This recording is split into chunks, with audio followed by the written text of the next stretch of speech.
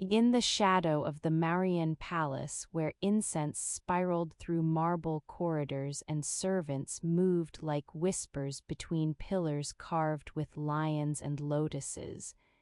where the weight of empire pressed down on every conversation and every gesture and every choice about whom to trust and whom to fear,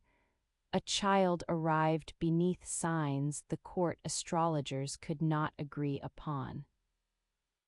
It is said that they studied the positions of planets and the configurations of stars, consulted the ancient texts that mapped celestial movements onto human destinies,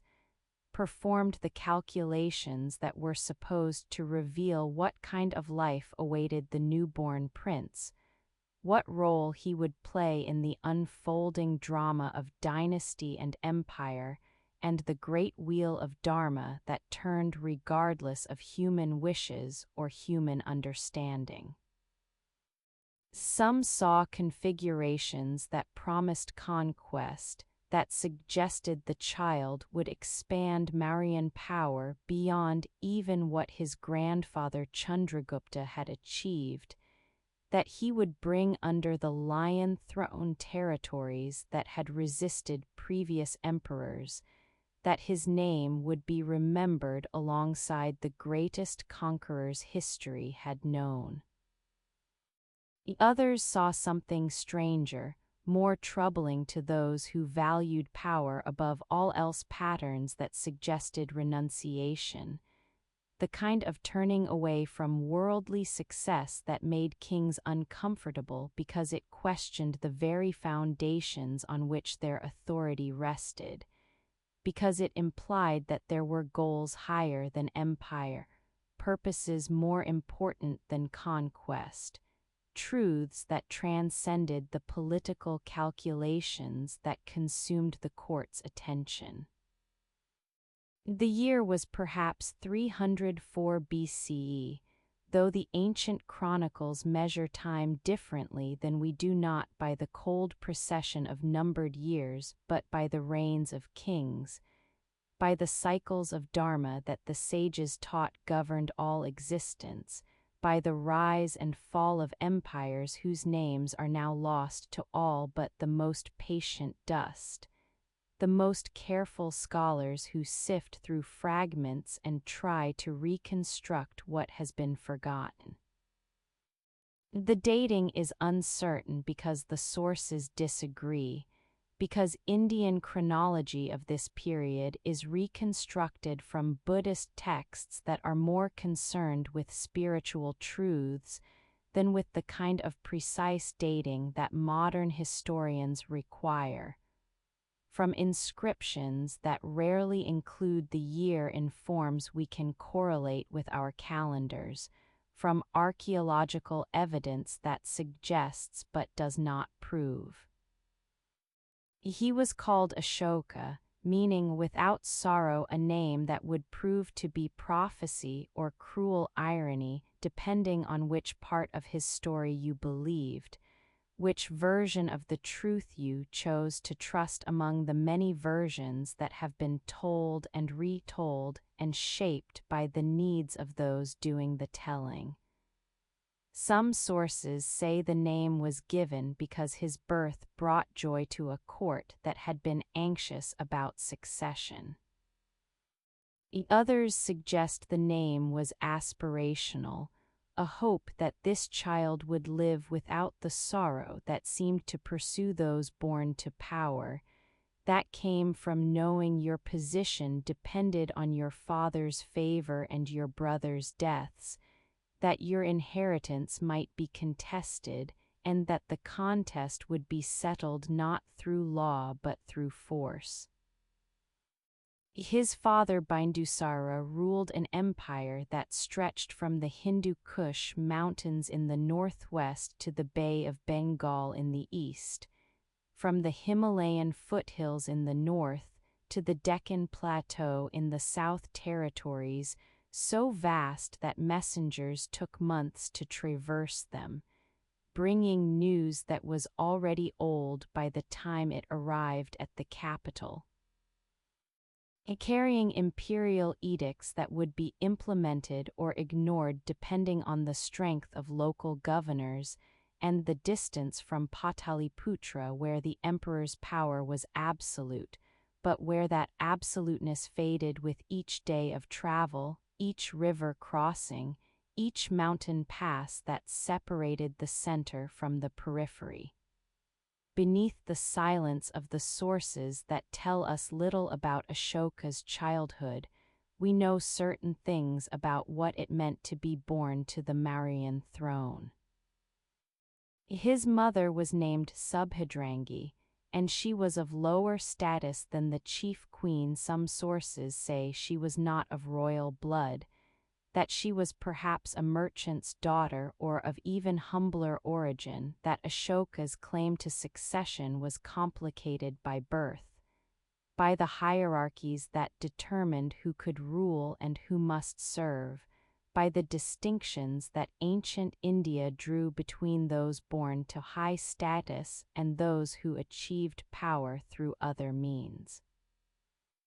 In chambers where oil lamps revealed shadows more than light, where the flicker of flame against painted walls made the carved figures seem to move and breathe, where the gods looked down from frescoes with eyes that were either compassionate or indifferent depending on the viewer's state of mind, there the boy Ashoka learned what it meant to be born to power in empire built on conquest. He would have heard stories of his grandfather Chandragupta, the founder who had seized power during the chaos that followed Alexander's invasion, who had driven the Greek garrisons from India and then turned his armies against the Nanda dynasty that ruled Magadha, who had built the Mauryan Empire through military genius and through the council of Chanakya, the minister whose political treatise the Arthashastra laid out the science of statecraft in terms so ruthless, so clear-eyed about the necessities of power, that later ages would be simultaneously fascinated and horrified by its frank acknowledgement that kings must sometimes do evil to preserve their kingdoms. He would have learned that empires expanded through the sword or they contracted and were absorbed by neighboring powers who understood this fundamental truth, that kingdoms which did not conquer were conquered, that mercy was weakness unless it served strategic purposes, that the emperor's first duty was to the empire's survival and expansion, and that all other considerations, moral, religious, personal, were secondary to this overriding imperative. Where memory fades into the speculation that must substitute for evidence we lack, we can imagine the young prince watching court rituals, observing how power flowed through hierarchies of officials and generals and Brahmin advisors, learning the vocabulary of command and submission, of alliance and betrayal, of the careful calculations required to navigate a world where everyone wanted something, and where the art of kingship consisted of knowing what to give and what to withhold, whom to elevate and whom to eliminate, when to show strength and when to show restraint. Did he have friends among his brothers, or were they rivals from the beginning? Did he play as other children played, or was every interaction shadowed by the knowledge that someday the throne would be contested, and that affection now might become enmity then? Did his mother warn him about trusting anyone, teach him to see potential assassins in every servant and every relation, train him to be suspicious of kindness because kindness might be strategy, love might be manipulation, loyalty might be performance waiting for the right moment to become its opposite? It is said that even as a child he was serious, thoughtful, less interested in the martial games that occupied other princes and more drawn to questions about justice and governance and the proper relationship between king and subjects. But the sources that preserve this impression are Buddhist texts written centuries after his death, shaped by knowledge of what he would become, reading back into childhood the qualities that would eventually define his reign. We cannot know if the serious child actually existed or if he is retelling the myth that makes the transformation from conqueror to righteous emperor seem inevitable rather than surprising, natural development rather than radical break. What we know with more certainty is that he was born into violence, that the world he inherited was structured by conquest and maintained through force, that the empire his grandfather had founded and his father had expanded was monument to what military power could achieve when applied systematically, ruthlessly, with the kind of clear-eyed strategic thinking that recognized that empires were built on foundations of blood and iron, and that pretending otherwise was sentimentality that kings could not afford. Did he sense even then what he would become? The question hovers in the Mauryan twilight like the smoke from evening sacrifices, unanswerable as the Buddha's silence on metaphysical matters that have no practical bearing on the path to liberation, persistent as the wheel of Dharma that turns regardless of whether we understand its motion or approve its direction. The boy who would one day carve remorse in stone, who would confess imperial crimes in inscriptions that would last millennia,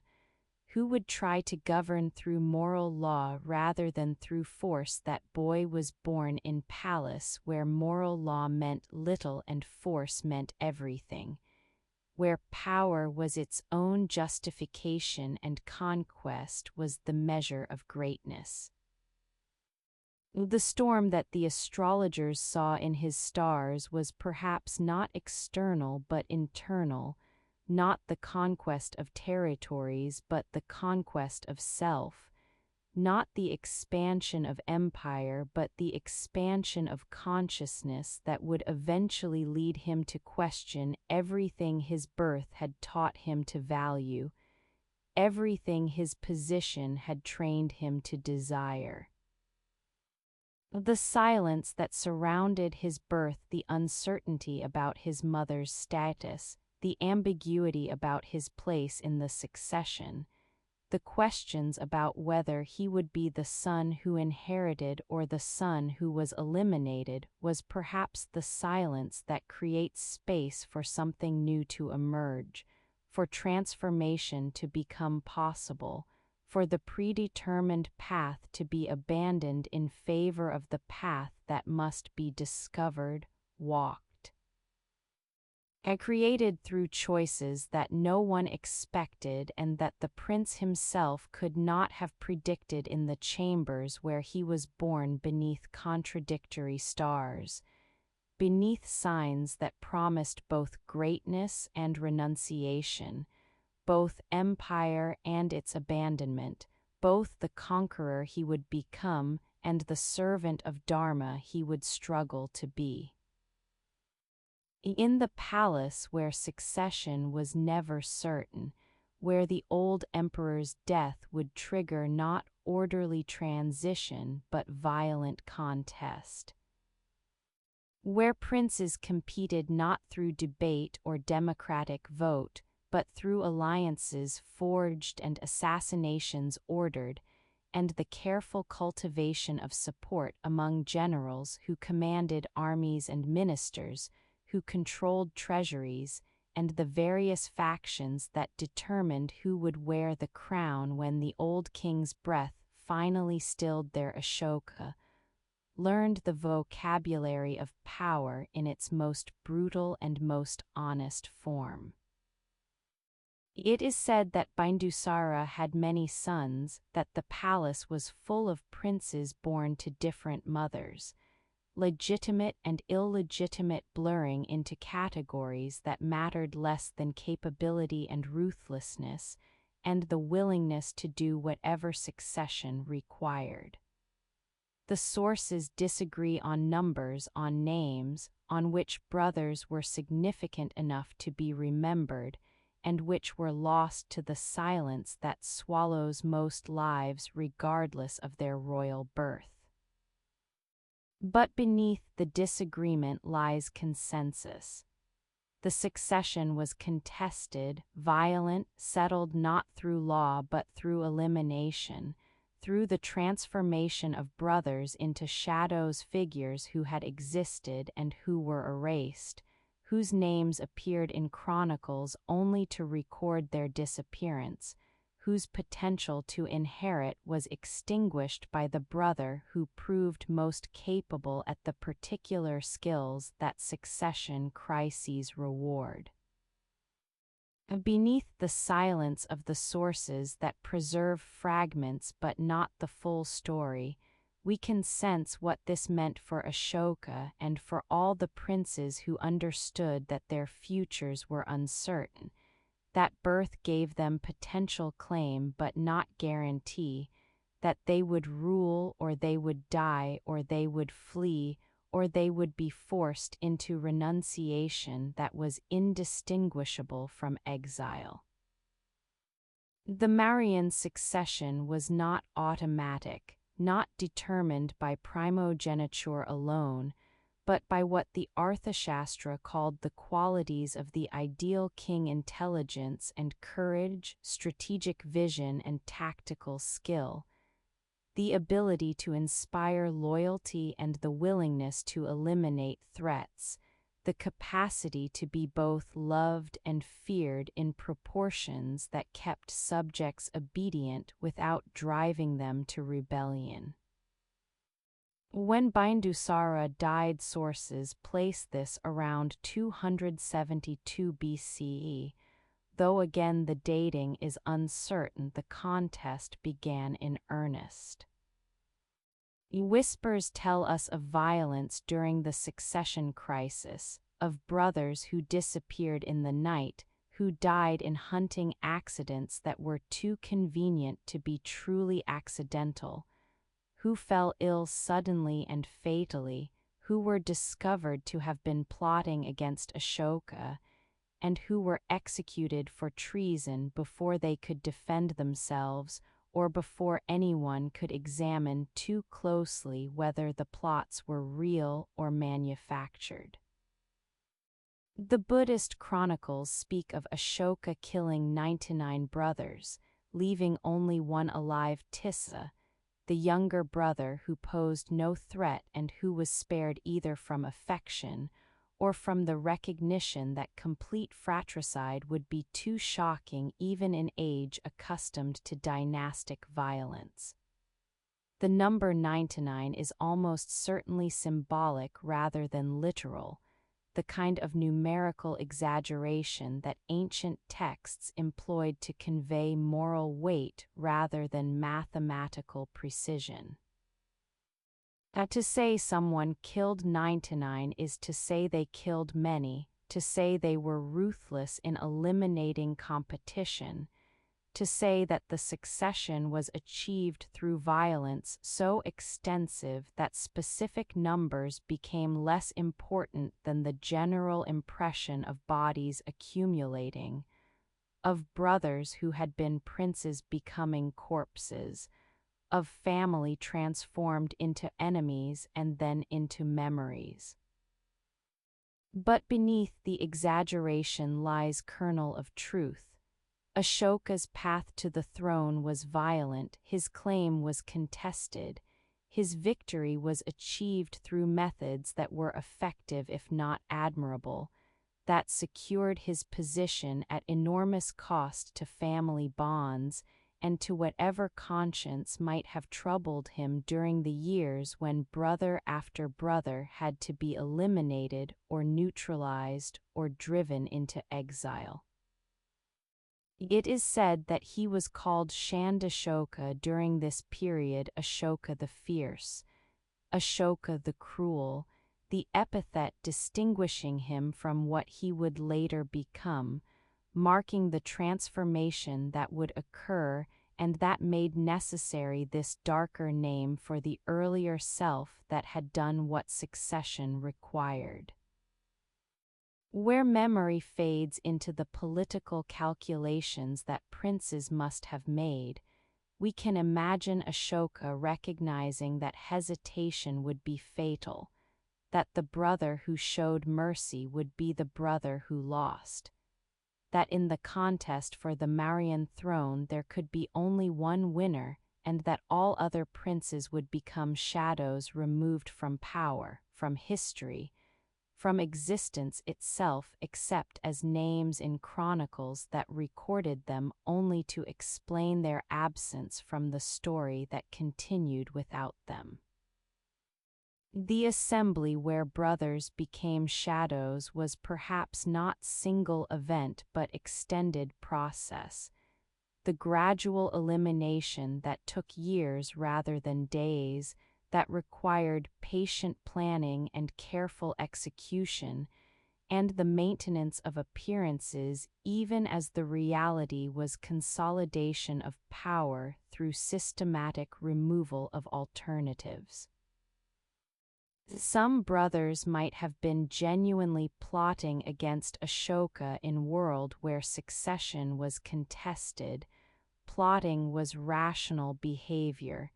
self-defense against the brother who would inevitably move against you if you did not move against him first.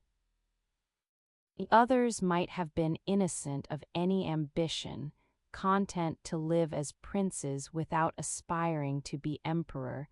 but eliminated nonetheless because their existence was potential threat, because even brothers without ambition could become figureheads for factions that had ambitions of their own, because the prudent course was to assume threat where none might exist rather than to show mercy and discover too late that the mercy was mistake. It is said that Ashoka ruled as governor in distant provinces before becoming emperor, that he was tested in administration and warfare, that he demonstrated the capabilities that convinced key factions he should be supported when the succession crisis came. And perhaps these years away from the capital gave him perspective, allowed him to see empire from periphery rather than from center, to understand how imperial edicts were received by those who had to implement them, to recognize the gap between what emperors commanded and what actually happened in regions where the emperor's power was more theoretical than actual, where local conditions and local leaders determined how much of the center's will would be obeyed and how much would be quietly ignored or creatively reinterpreted. But the years of governance also trained him in the exercise of power, in the methods empires used to maintain control over vast distances and diverse populations, in the techniques of surveillance and punishment and reward that keep subjects obedient or at least quiet in their disobedience. He learned how to command, how to threaten, how to make examples of those who resisted so that others would fear to follow their example. He learned the ancient lesson that empires teach their administrators, that power must be demonstrated to be believed, that mercy can be afforded only when power is secure, that the appearance of strength matters as much as the reality because subjects respond to what they perceive rather than to what actually exists. The assembly where brothers became shadows taught Ashoka what power cost, what inheritance required, what empire demanded of those who would rule it. In the chambers where oil lamps flickered and shadows moved like uncertain futures across painted walls, in the moments when decisions were made to eliminate this brother or that, to order the death or the exile or the forced renunciation that would remove potential rival from the succession's calculus in those moments, Ashoka became emperor through methods that were entirely conventional by the standards of his age and his class, through the violence that kings had always used to secure their thrones. Through the transformation of family into obstacles to be removed. Did he regret it? Did conscience trouble him during the years when he was consolidating power, when the brothers who should have been allies were instead enemies or corpses, when family bonds were severed by political necessity or by what was claimed to be political necessity, and what might have been simply ambition refusing to tolerate competition? The sources do not tell us. But we know what came later, know that something changed, that the emperor who secured his throne through fratricide became the emperor who proclaimed nonviolence, that the man who eliminated brothers became the man who expressed remorse for the suffering he caused, that Ashoka the Fierce somehow transformed into Ashoka the Righteous. The transformation did not erase what had been done. The brothers who became shadows remained shadows, their elimination could not be undone, their absence could not be filled. But perhaps their shadows haunted him, perhaps the memory of what succession had required became part of what drove him to seek different path, to govern differently than he had claimed power, to use the throne he had won through violence to proclaim that violence was wrong, that there were better ways, that the cycle could be broken if only the one with power chose to break it. The assembly dispersed. The shadows lengthened. And Ashoka sat alone on throne purchased with his brother's blood, emperor of territories vast beyond measurement, ruler of millions, master of armies that could crush any resistance, and utterly alone in the knowledge of what he had done to arrive at this pinnacle. This isolation, this position from which there was nowhere to ascend, and from which the only movement possible was the descent that comes through time or through transformation, or through the recognition that what you have won is not what you needed. That power without purpose is burden rather than achievement, that the throne surrounded by brothers' shadows is throne that offers no peace, no rest, no escape from the memories that whisper in the silence where family once was. On the eastern coast where the Daya River flows toward the Bay of Bengal, where the kingdom of Kalinga had maintained its independence through centuries when other regions fell to Mauryan expansion like dominoes succumbing to inevitable chain reaction, where the people were said to be fierce in their defense of freedom and skilled in arts of both war and commerce, maintaining prosperity that made them desirable conquest while also maintaining military capability that made that conquest costly. There Ashoka brought his armies in the year 261 BCE. 8 years into his reign, 8 years after the violent succession that had made him emperor, 8 years during which he had ruled in the conventional manner, expanding the empire where opportunity presented itself. maintaining order through methods that differed little from what his father and grandfather had employed. It is said that Kalinga was the last major holdout, the final unconquered territory that prevented Mauryan Empire from extending to the ocean in all directions, from completing the geographic unity that Ashoka believed was necessary for proper governance,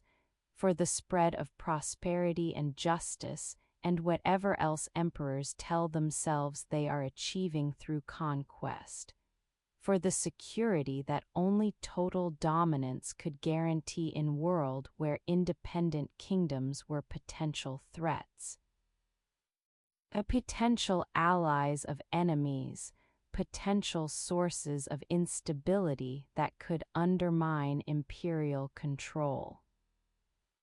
The strategic logic was sound by the calculations that empires make. Kalinga controlled important trade routes, commanded ports that connected India to Southeast Asia, possessed resources that would enrich the imperial treasury, represented the kind of gap in territorial control that invited interference from other powers and that made the empire vulnerable to attack from enemies who might use Kalinga as base or as ally. The conquest made sense. Every advisor would have agreed. Every general would have volunteered to lead the campaign.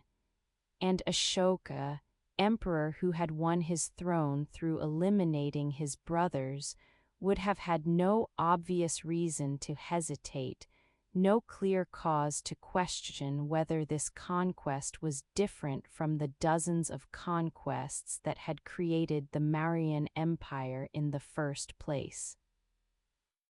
Beneath the silence of the military planning that left no written record we can recover, we know that armies were assembled, that supplies were gathered, that the invasion was prepared with the thoroughness that Mauryan administration was famous for, that nothing was left to chance that could be controlled through proper planning and adequate resources, and the application of force in quantities sufficient to overwhelm resistance. The campaign was brutal in ways that ancient warfare was always brutal, in ways that differed in scale but not in kind from every other military conquest in history before and since. The sources preserve numbers that may be exaggerated but that convey the enormity. 100,000 killed in battle, 150,000 deported, countless others dying from wounds or disease or starvation as the region was systematically subjugated, as the independent kingdom was reduced to province, as freedom was replaced by imperial administration. The Daya River ran red. The chronicles say whether literally true or metaphorical expression of the slaughter hardly matters when the image captures what happened, when it conveys the transformation of landscape into graveyard, of river into artery carrying the lifeblood of kingdom that was bleeding to death, of victory that was simultaneously military triumph and moral catastrophe. Where memory fades into the horror that cannot be adequately conveyed through words, we find Ashoka standing on battlefield after the conquest was complete. It is said that he surveyed the carnage, the corpses piled where they had fallen, the wounded crying for water or for death, the smoke from funeral pyres rising against sky that was indifferent to human suffering, the crows and the vultures gathering to feast on what the swords and the arrows and the elephants had produced. The silence that follows battle, when even the sounds of dying have faded and only the aftermath remains, when the living walk among the dead and try to comprehend what has been done and what it means, and whether it was worth the cost. What Ashoka felt in that moment is the hinge upon which his entire story turns, the crisis that would transform him from conventional emperor into something unprecedented, from Ashoka the fierce into Ashoka the righteous, from conqueror into convert, from man who wielded power without question into man who questioned whether power should be wielded at all in ways that produced such suffering. The sources preserve his response in inscriptions carved years later, after the transformation had occurred and he needed to explain to his subjects and to himself what had changed, what had been learned, why the emperor who had conquered Kalinga would never again wage war of conquest. Rock Edict XIII speaks of his remorse in language that is extraordinary for royal proclamation. The beloved of the gods felt remorse, for when an independent country is conquered, the slaughter, death, and deportation of the people is extremely grievous to the beloved of the gods and weighs heavily on his mind. The admission that conquest causes suffering seems obvious to us, but for ancient emperor to acknowledge this publicly, to carve it in stone where it would be permanent testimony to his recognition of what he had done, this was unprecedented, revolutionary, the kind of moral awakening that calls into question all the assumptions that justify imperial power. Did he weep on the battlefield at Kalinga? Did he rage at what he had ordered or allowed or failed to prevent?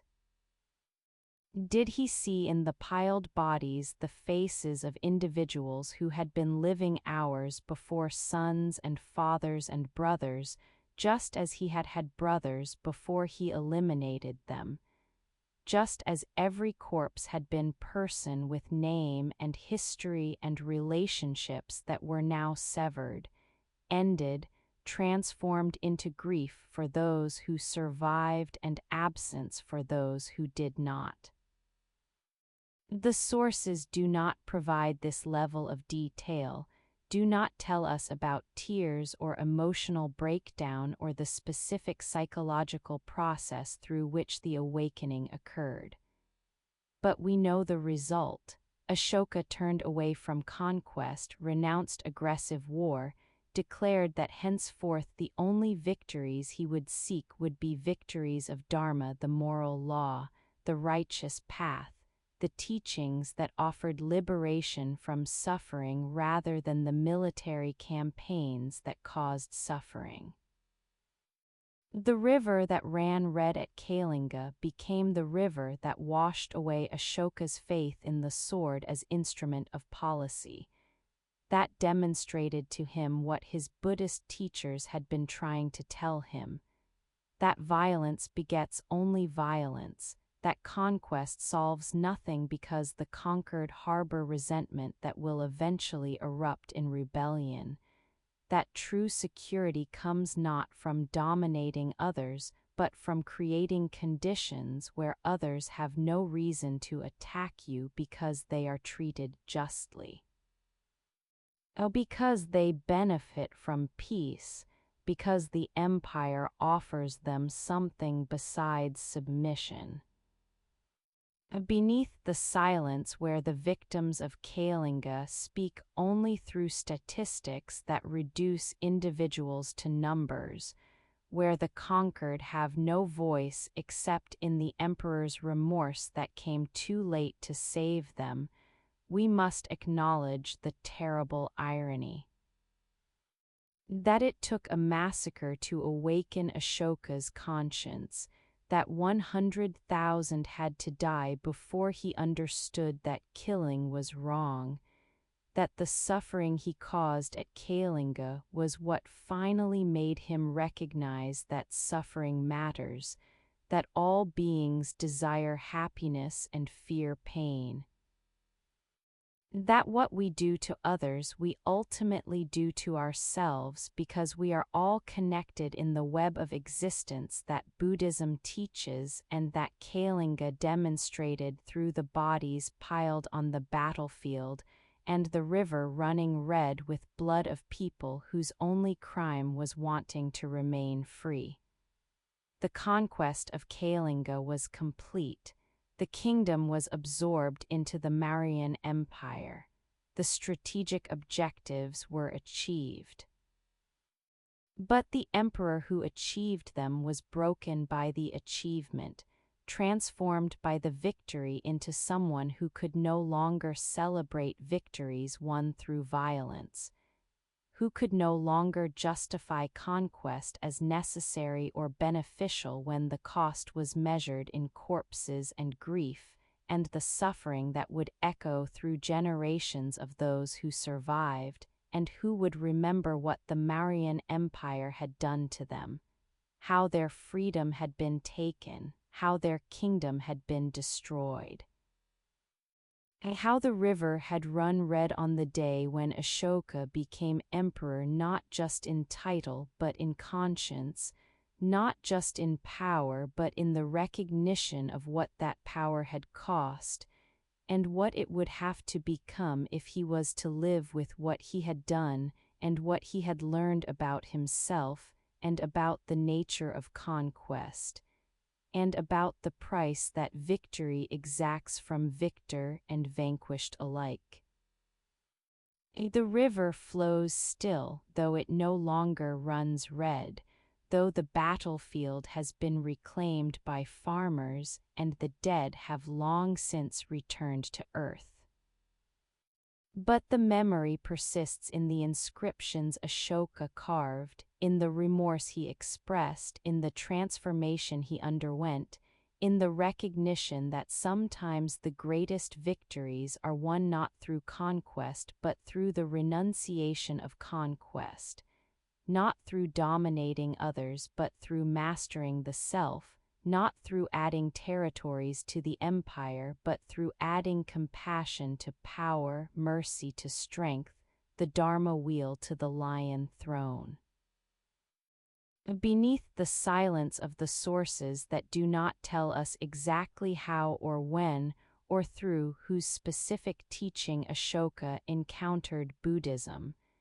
beneath the gaps in the historical record that leave us with fragments and inferences rather than complete narrative,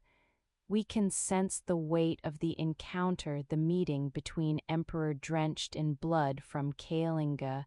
and the philosophy that taught compassion for all living beings. Between the man who had built his power on violence, both fraternal and imperial, and the Dharma that insisted violence was the source of suffering. Between the conqueror still standing on battlefield littered with corpses and the teaching that said conquest was illusion, that true victory was won not over enemies but over the self, over the desires and the hatreds and the ignorance that kept humans trapped in cycles of suffering that could only be broken through enlightenment. It is said that Buddhist monks came to the court after Kalinga, that Ashoka in his remorse and his searching sought answers from religious teachers of various traditions, that he questioned Brahmin priests about the Vedic rituals and the karma doctrine and the proper relationship between king and cosmos, that he consulted Jain ascetics about their path of extreme nonviolence and self-mortification, that he listened to the Ajivikas with their fatalism and their belief that everything was predetermined and that human action could not change what was destined to occur. But it was Buddhism that spoke to his condition, that offered framework for understanding what he had experienced at Kalinga and what it meant and what should follow from it. The monk who carried questions in silence whether this was single individual whose name has been preserved in some texts as Upagupta or Moggaliputta Tissa, or whether it was composite of many teachers who brought the Dharma to the emperor, who was finally ready to hear it, remains somewhat mysterious in the sources, present more as archetype than as fully realized historical person whose biography we can reconstruct with confidence. But the teaching was clear, preserved in the inscriptions that Ashoka would later carve and in the Buddhist texts that remembered his conversion as pivotal moment in the religion's history, as the transformation that would take Buddhism from relatively minor sect to major force in Indian civilization, and eventually to world religion that would spread far beyond India's borders. The Four Noble Truths that the Buddha had proclaimed beneath the Bodhi tree in Bodh Gaya, that were the foundation of all Buddhist teaching. That suffering exists, that suffering has causes rooted in craving and attachment, and the fundamental ignorance that makes us believe in permanent selves when all is actually impermanent and interdependent. That suffering can end through the cessation of craving and the cultivation of wisdom, that there is a path to this ending, the noble eightfold path of right view and right intention and right speech and right action and right livelihood and right effort and right mindfulness and right concentration. Where memory fades into the reconstruction of what Ashoka must have felt as these teachings were explained to him,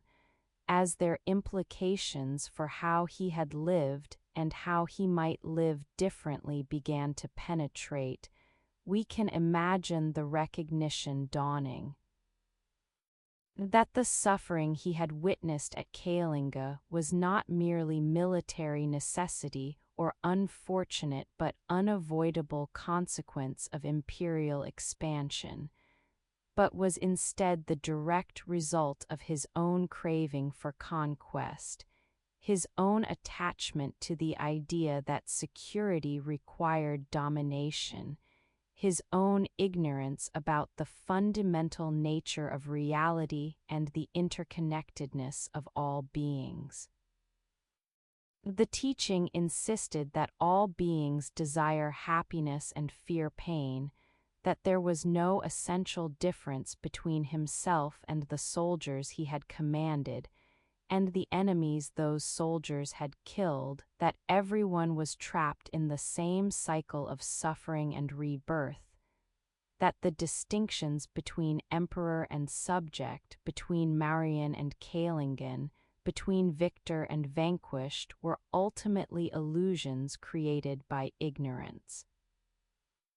By the failure to recognize that all beings were connected in vast web of interdependence where harming others was ultimately harming oneself,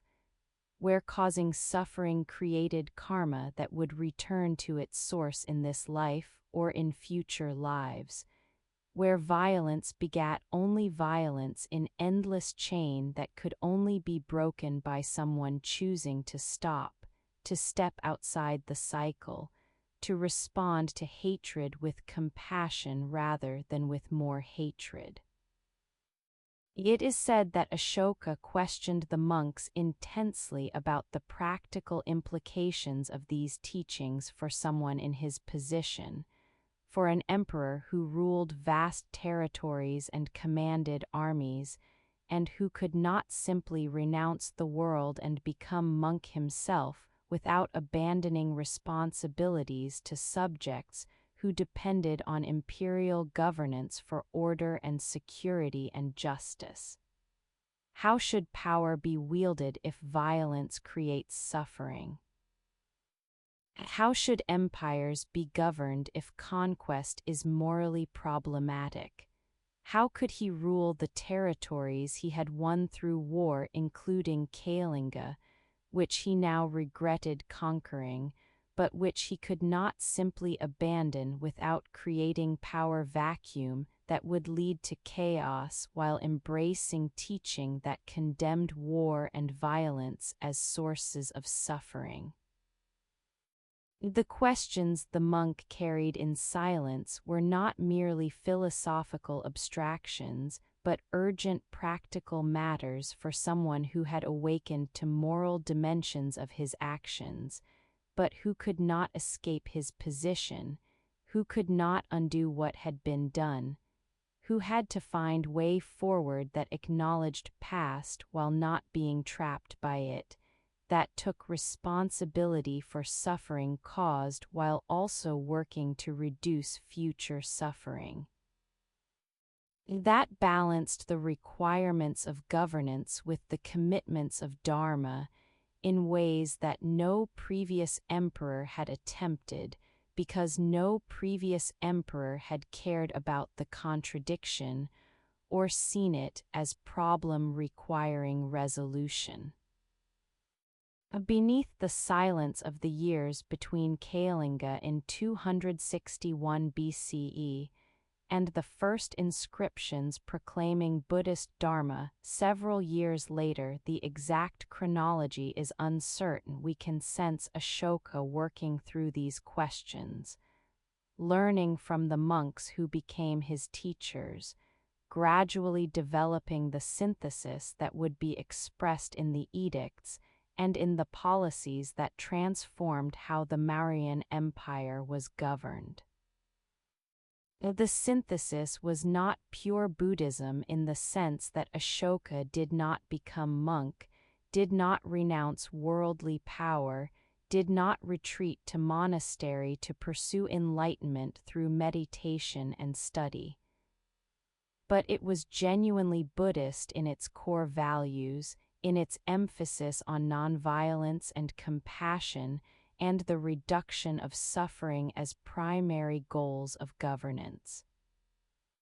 The teaching offered what Ashoka needed, not escape from responsibility but framework for exercising responsibility differently,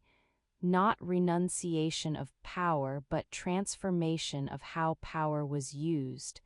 not abandonment of empire but reimagining of what empire could mean, and what purposes it could serve if directed toward Dharma rather than toward mere expansion and extraction. It is said that he took lay vows, became Upasaka lay follower of Buddhism, who observes precepts against killing and stealing and sexual misconduct and lying and intoxication, who supports the monastic community through donations and patronage, who practices generosity and ethical conduct and meditation while remaining engaged in worldly life.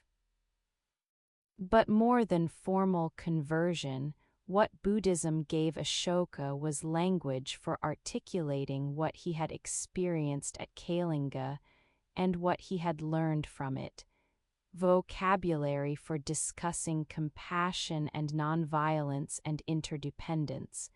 conceptual framework for thinking about governance in moral terms rather than purely strategic terms. A vision of what righteous rule might look like when power was wielded not for its own sake, but in service of reducing suffering and promoting welfare for all beings regardless of their status or species or relationship to the emperor. The monk who carried questions in silence eventually carried away some of those questions answered, or at least addressed in ways that made it possible for Ashoka to move forward, to begin the work of transforming himself and his empire, to carve in stone the commitments that would define the rest of his reign, and that would establish him as unique figure in ancient political history, the emperor who conquered through dharma rather than through force, who admitted his mistakes in permanent inscriptions, who tried to govern according to moral law rather than according to mere expediency, who demonstrated that power could be used for purposes other than its own perpetuation and expansion. Some voices only echo when we are ready to listen. And Ashoka, standing in the aftermath of Kalinga with the cries of the dying still echoing in his memory, and the smell of funeral pyres still in his nostrils, and the recognition of what he had done finally penetrating through the armor of justifications that emperors wear to protect themselves from conscience, Ashoka was finally ready to listen, to hear what the Buddha had taught 5 centuries earlier,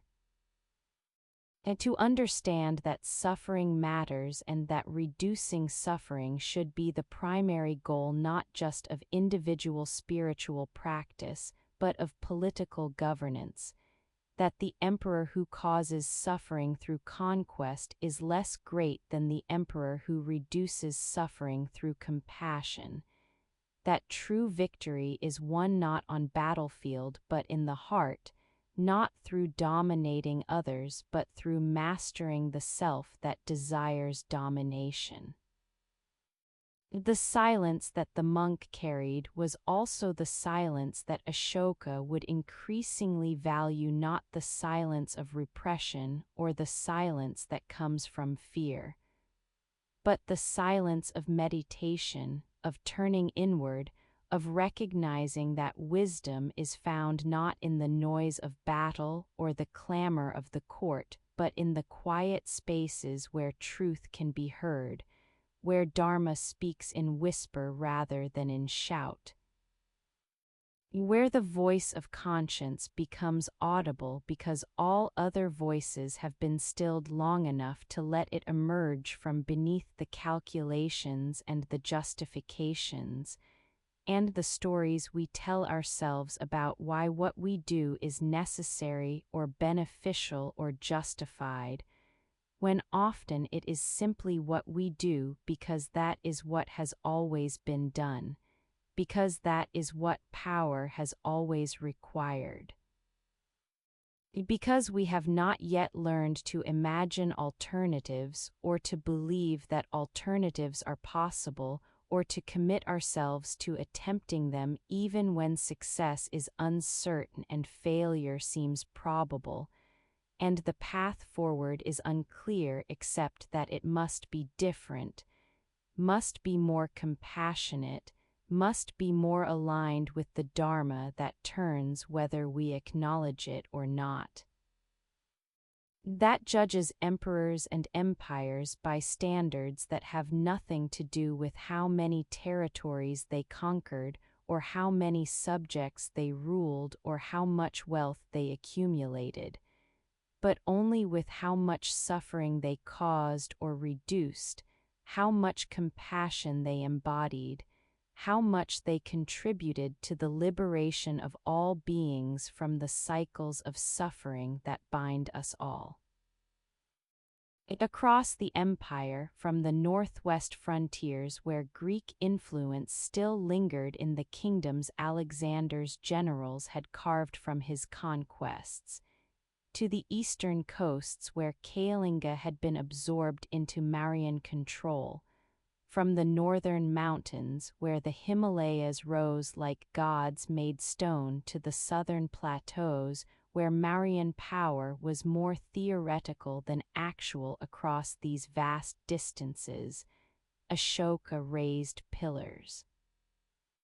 It is said that these columns were engineering marvels, monolithic sandstone shafts quarried from the stone beds at Chunar near Varanasi, each pillar carved from single piece of rock that could weigh up to 50 tons, transported hundreds of miles from quarry to the sites where they were erected, moved by methods we can only partially reconstruct from archaeological evidence and from our understanding of what ancient engineers could achieve with the technologies available to them. The pillars rose 40 to 50 feet into the air, polished to mirror-like sheen that would have gleamed in sunlight, that would have caught the eye of travelers and merchants and pilgrims moving along the roads that connected the empire's far-flung regions. Crowned with animal capitals, lions most famously, but also bulls and elephants and horses, these capitals were themselves sculptural masterpieces,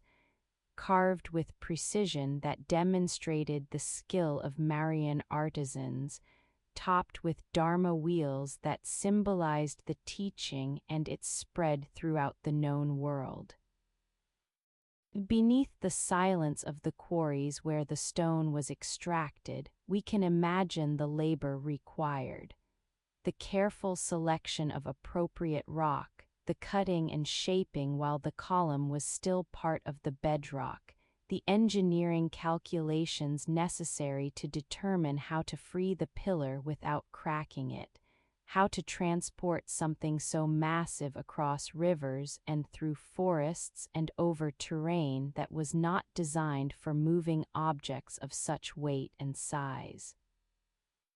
The techniques must have been sophisticated, probably involving rollers and ropes and large numbers of workers coordinated in ways that required both technical knowledge and organizational capability.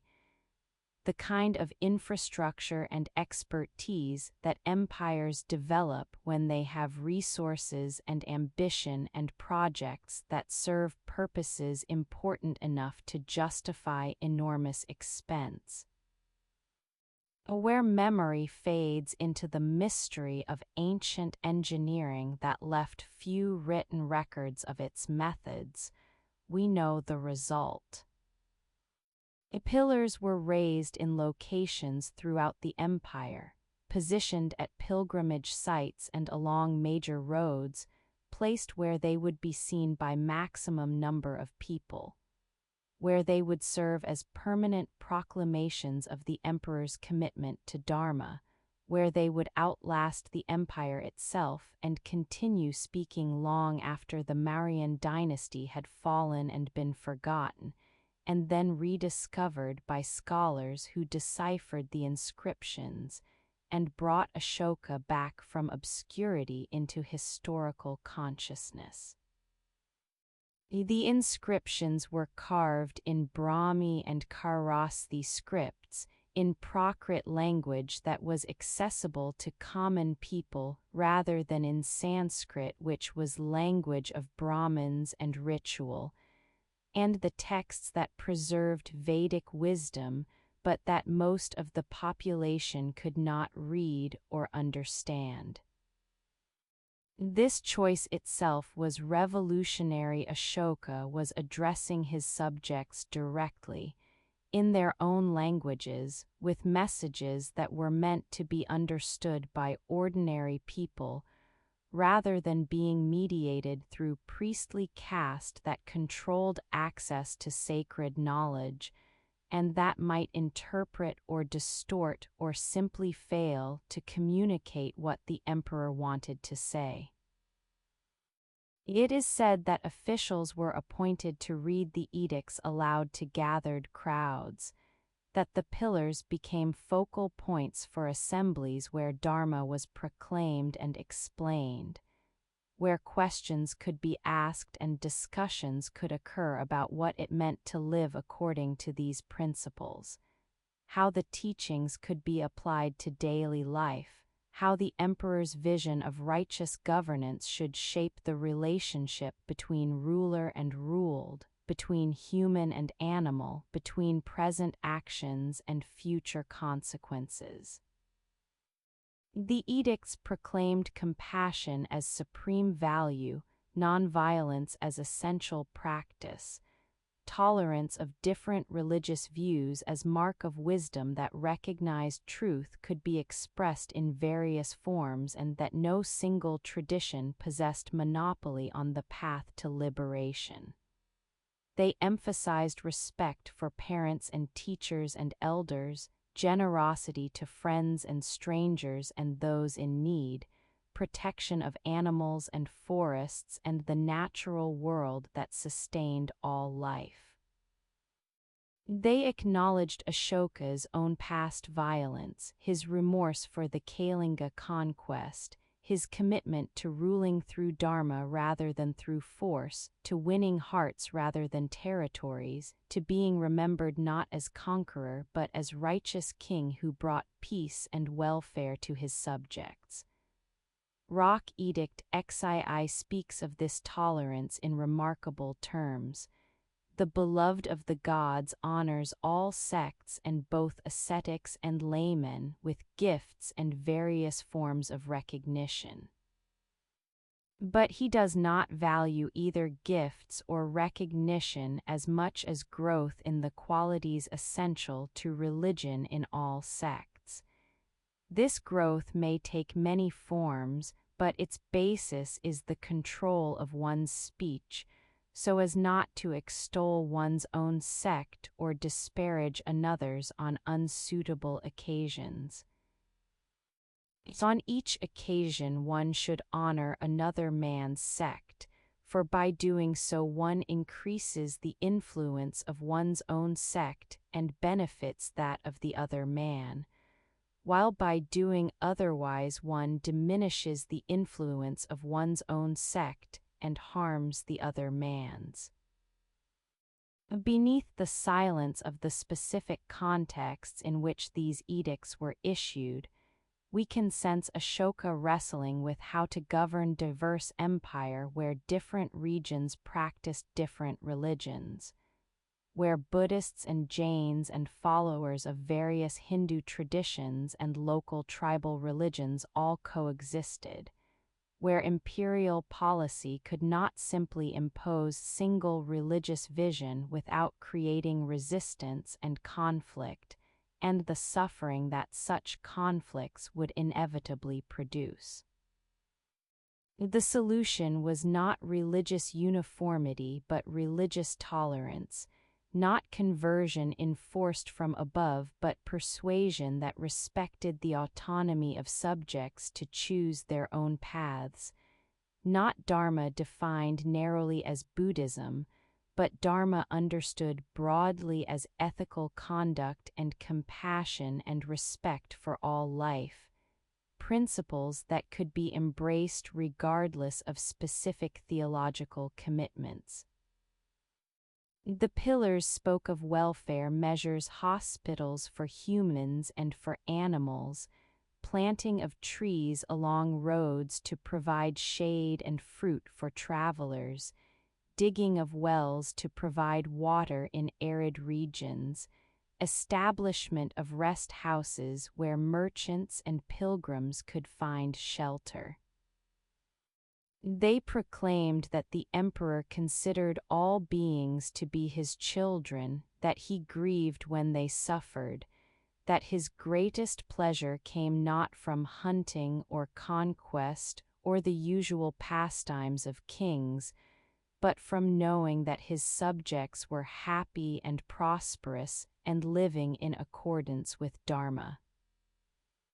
Whispers carried on stone, the inscriptions have been called permanent yet weathered by 2 millennia of exposure to elements,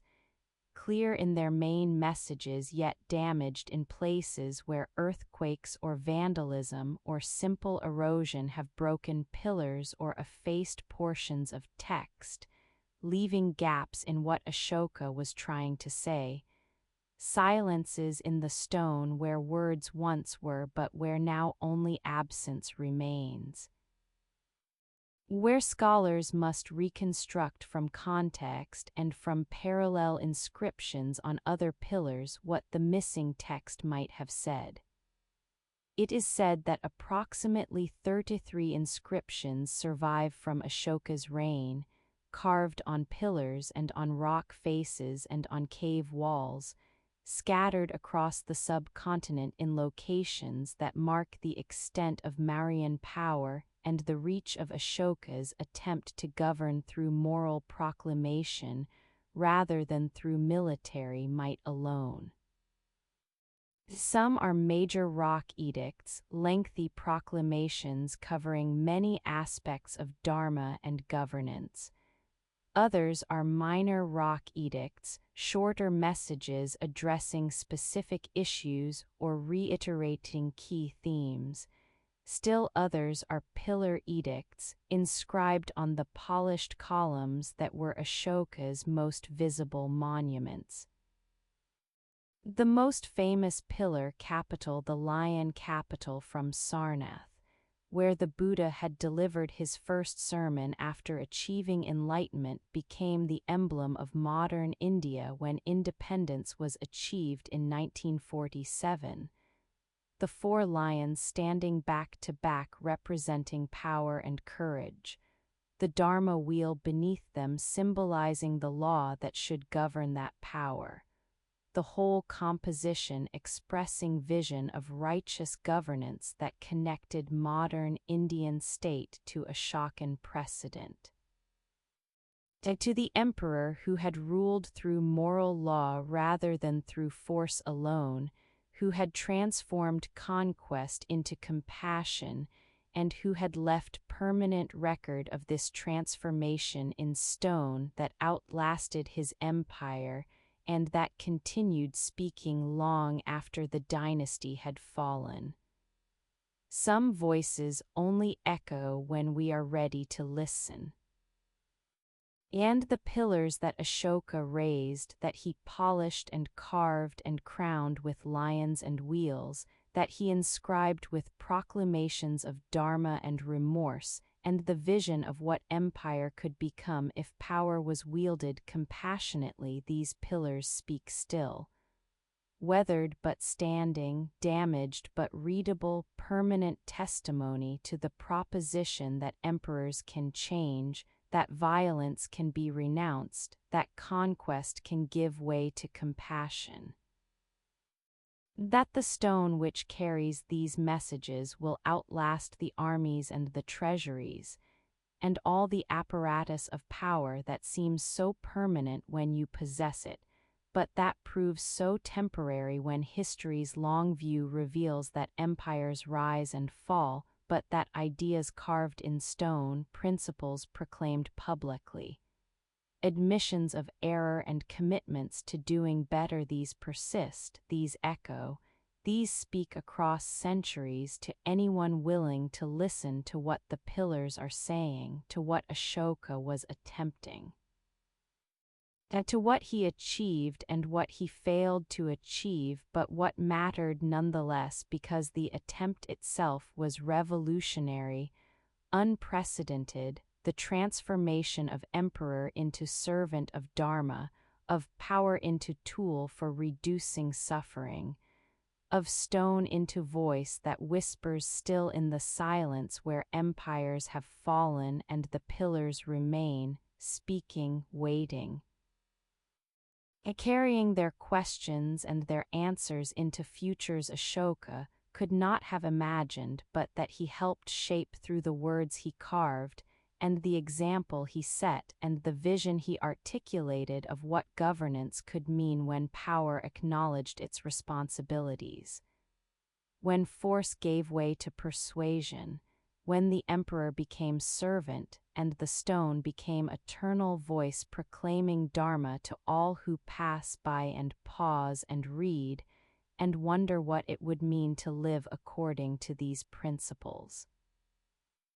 And to govern according to these values, to build societies where compassion matters more than conquest, where welfare matters more than expansion, where the measure of greatness is not how many you dominated but how many you served, how much suffering you reduced, how much you contributed to the happiness and liberation of all beings. Beyond the Mauryan frontiers, in the Hellenistic kingdoms that Alexander's generals had carved from his empire,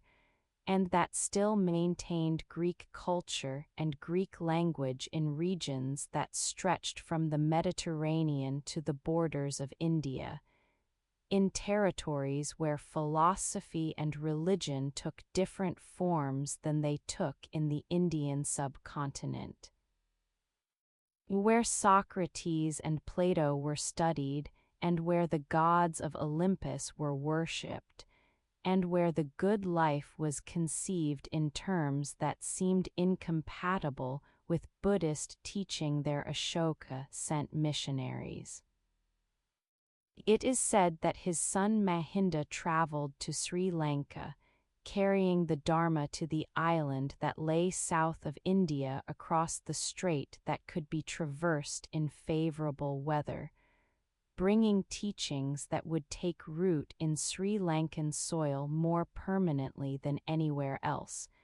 where Buddhism would survive and flourish even as it faded in the land of its origin. Where the Pali Canon would be preserved and transmitted and eventually would allow scholars to reconstruct what the Buddha might actually have taught before centuries of interpretation and elaboration and sectarian dispute had obscured the original message beneath layers of commentary and addition. The mission to Sri Lanka was successful by all accounts. The king converted, monasteries were established, the Bodhi tree under which the Buddha had achieved enlightenment was represented by a cutting that was planted in Sri Lanka, and that still grows there today according to tradition, making it perhaps the oldest documented tree in the world with continuous historical record connecting present to distant past. But Sri Lanka was culturally and geographically close to India, was within the sphere of Indian civilization even if not within the Mauryan Empire, was accessible to Dharma in ways that more distant regions might not be. Beneath the silence of the sources that preserve only fragments of what Ashoka's missionaries actually accomplished,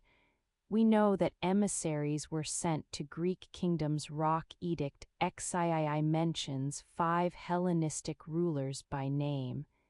Antiochus II Theos of Syria, Ptolemy II Philadelphus of Egypt, Antigonus Gonatas of Macedonia, Magas of Cyrene, and Alexander of Epirus.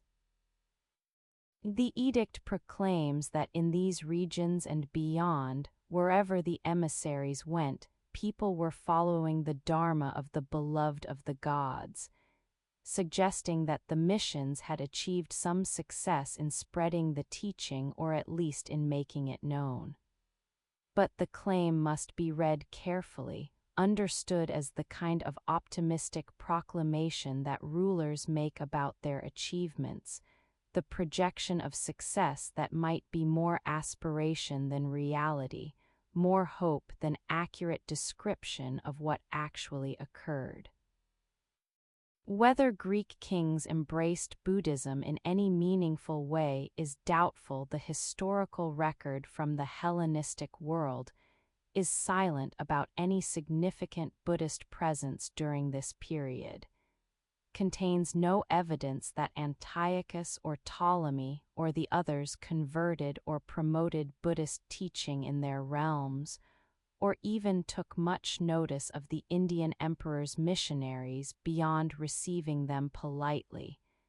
and sending them on their way with whatever diplomatic courtesies the situation required. Where memory fades into the question of what these missions actually achieved, we can imagine the challenges they faced. The language barriers that would have made communication difficult, the cultural differences that would have made Buddhist concepts hard to translate into Greek philosophical vocabulary. The religious landscape, already populated with gods and mystery cults and philosophical schools that offered their own paths to wisdom and salvation. The political realities that would have made Greek kings cautious about embracing teaching from distant emperor, whose empire was potential threat even if Ashoka himself proclaimed peaceful intentions. But the attempt itself was significant, the recognition that truth was not culturally bounded, that the insights Buddhism offered might resonate with anyone regardless of their tradition, that wisdom could cross mountains and deserts and the linguistic barriers that made communication difficult but not impossible, that Dharma was universal rather than particular, available to all rather than reserved for Indians or for those born into Buddhist families, or for any specific category of beings who might be deemed especially capable of enlightenment. It is said that in the borderlands where Indian and Greek civilizations met, where the Indo-Greek kingdoms that emerged after Alexander maintained hybrid culture that combined Hellenistic and Indian elements, where Greek soldiers married Indian women and their children grew up bilingual and bicultural, there the Dharma found more receptive audience, took on forms that would have seemed foreign in Magadha, but that were necessary adaptations to new cultural contexts. The statues of Buddha that began appearing in Gandhara region showed him in Greco-Roman style, wearing robes that draped like Greek togas, standing in poses that echoed Greek sculptural traditions,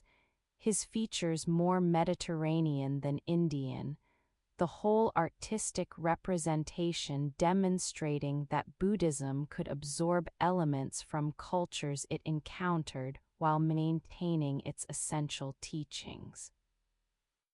This Greco-Buddhist art, this synthesis that historians call the Gandhara school, preserved in museums around the world, demonstrates what happened when Dharma crossed mountains, not mere transmission of unchanged teaching, but transformation, adaptation, creative fusion that produced something new while remaining connected to something ancient.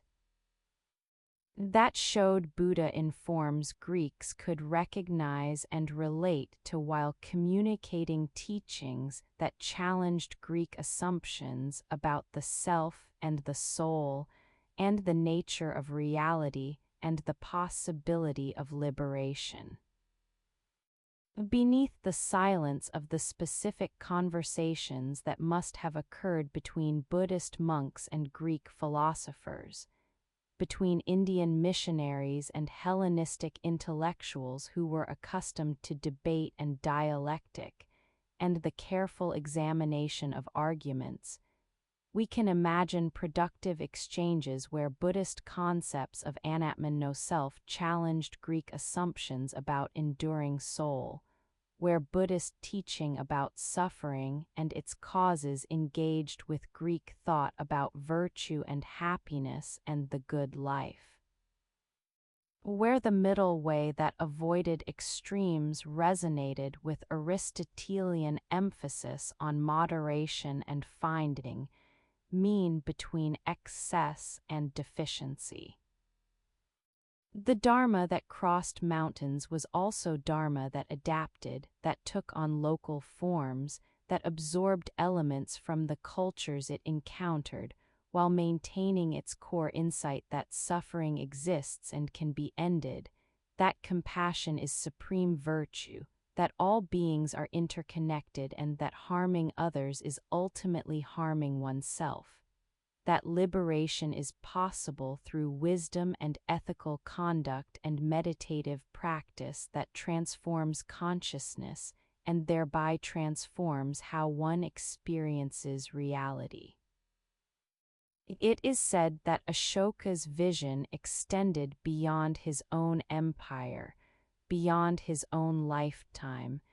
beyond the political and military calculations that usually defined how rulers thought about their legacy. He wanted Dharma to spread not because it would increase Mauryan power. Converting distant Greek kingdoms would not make them more likely to submit to Indian rule, but because he genuinely believed that these teachings could reduce suffering anywhere they were practiced, that the kings who governed according to Dharma would create better societies for their subjects, that the individuals who practiced compassion and nonviolence would experience less suffering and would cause less suffering to others. The vision was universalist in ways that were unusual for ancient empires, that suggested Dharma transcended the particular political and cultural contexts in which it had emerged,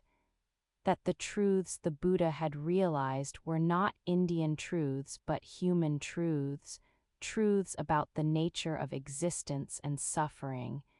and the path to liberation that applied regardless of geography or ethnicity or the accidents of birth that determined which traditions one was exposed to, which gods one was taught to worship, which philosophical schools one studied. Some voices only echo when we are ready to listen. And the Dharma that Ashoka sent across mountains, that traveled in the minds and the words of missionaries who carried it into foreign lands and foreign languages, that sought to translate Buddhist insights into terms that Greeks and others could understand and embrace. That Dharma whispers still in the hybrid art and the fragmentary historical records, and the recognition that wisdom is not the possession of any single culture, that truth can be expressed in multiple vocabularies, that the path to reducing suffering is available to anyone regardless of where they were born or what tradition they inherited, that the emperor who sends emissaries bearing teachings rather than bearing demands for submission, who seeks to persuade rather than to conquer, who believes that ideas matter more than territories. Such an emperor is attempting something unprecedented, revolutionary, the transformation of how empires think about their purposes and their relationships with the wider world. The recognition that power can serve purposes beyond power's perpetuation, that conquest of hearts through Dharma is greater achievement than conquest of territories through force,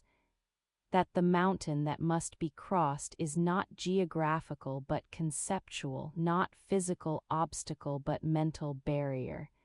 the assumption that power is its own justification and that empires exist to expand rather than to serve, to dominate rather than to teach, to extract rather than to give.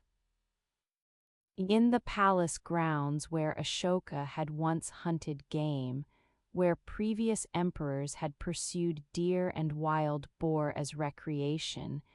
and as demonstration of martial skill that kings were expected to possess, where the chase and the kill had been royal prerogatives and sources of pleasure and markers of status, there the emperor created sanctuaries. It is said that he banned hunting in certain forests, declared them protected spaces where animals could live without fear of human predation, where the natural world could exist in something approaching the state it had known before humans had developed weapons, and organized themselves into hierarchies that placed human desires above the welfare of other beings, that treated animals as resources to be exploited rather than as sentient beings who experienced suffering just as humans did. The edicts mention these prohibitions with specificity that suggests genuine concern rather than mere rhetorical flourish. Certain species should not be killed for any reason, certain forests should be preserved, certain practices that caused unnecessary suffering should be abandoned.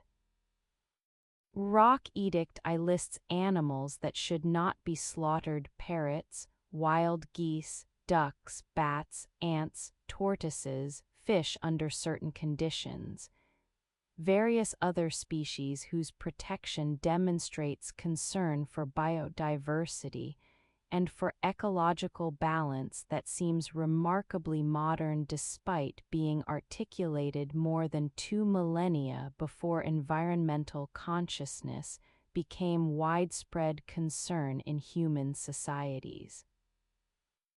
Beneath the silence of the gardens themselves, which have not survived in any form that would allow us to visit them or to know exactly what they looked like or where they were located,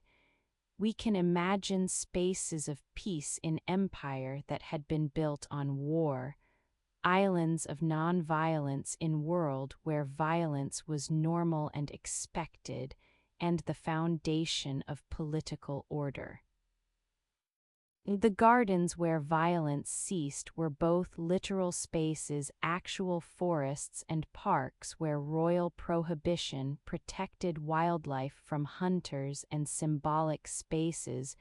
representing Ashoka's vision of what governance could mean when power was exercised with restraint, when the strong protected the weak rather than exploiting them, when kingship meant stewardship rather than domination. Where memory fades into the question of whether these sanctuaries actually succeeded in protecting animals, whether the prohibitions were enforced effectively, whether hunters who violated the bans were punished, or whether the edicts remained largely aspirational statements that described what should happen rather than what actually did happen, we must acknowledge the gap that always exists between proclaimed policy and implemented practice, between what rulers command and what subjects do. Between ideal and reality. Laws are one thing, enforcement is another. And even the most righteous edicts cannot fully transform human behavior when that behavior is rooted in economic necessity. People who depended on hunting for food or for income would not easily abandon the practice simply because emperor said they should, or in cultural tradition that made certain forms of animal sacrifice central to religious ritual, or in simple indifference to suffering of beings deemed less important than humans, less capable of moral consideration, less worthy of protection, but the attempt mattered. It is said that Ashoka established hospitals for animals as well as for humans, that he appointed officials whose responsibility was animal welfare, that he planted medicinal herbs that could be used to treat sick animals, that he created infrastructure for caring for non-human beings in ways that recognized their capacity for suffering and their right to compassion. Whether these institutions actually functioned as intended, whether they reduced animal suffering in measurable ways, whether they represented genuine transformation of how empire treated non-human life, these questions cannot be answered with confidence from the fragmentary evidence we possess. Beneath the silence of the archaeological record that can tell us where certain Mauryan structures stood, but cannot recover the lived experience of visiting Ashoka's gardens, of walking through forests where animals were protected, of seeing deer approach humans without fear because they had learned that humans in these spaces would not harm them, we can sense the vision even if we cannot fully verify its realization. A power used to protect rather than to exploit, strength directed toward creating spaces of safety rather than toward projecting dominance. The recognition that empire's greatness should be measured not by how many it conquered but by how many it served, including beings who could never repay the service,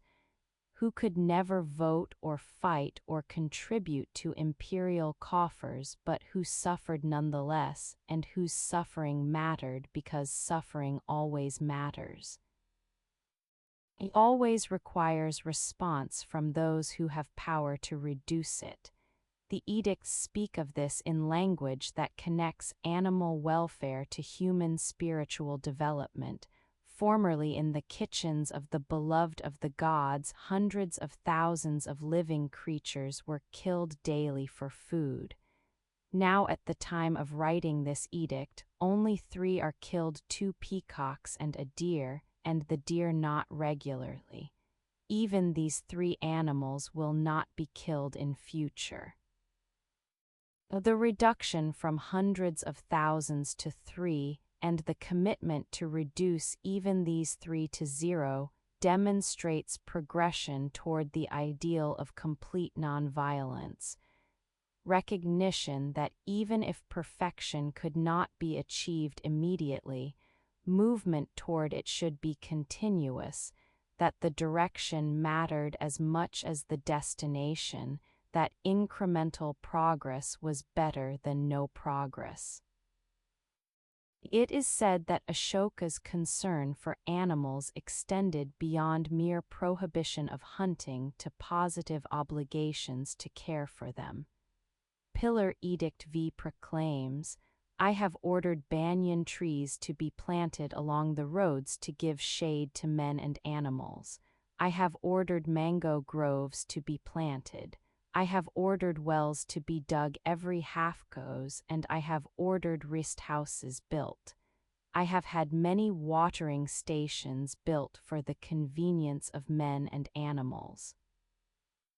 The infrastructure served both human and animal welfare, demonstrated recognition that both had needs that deserved consideration,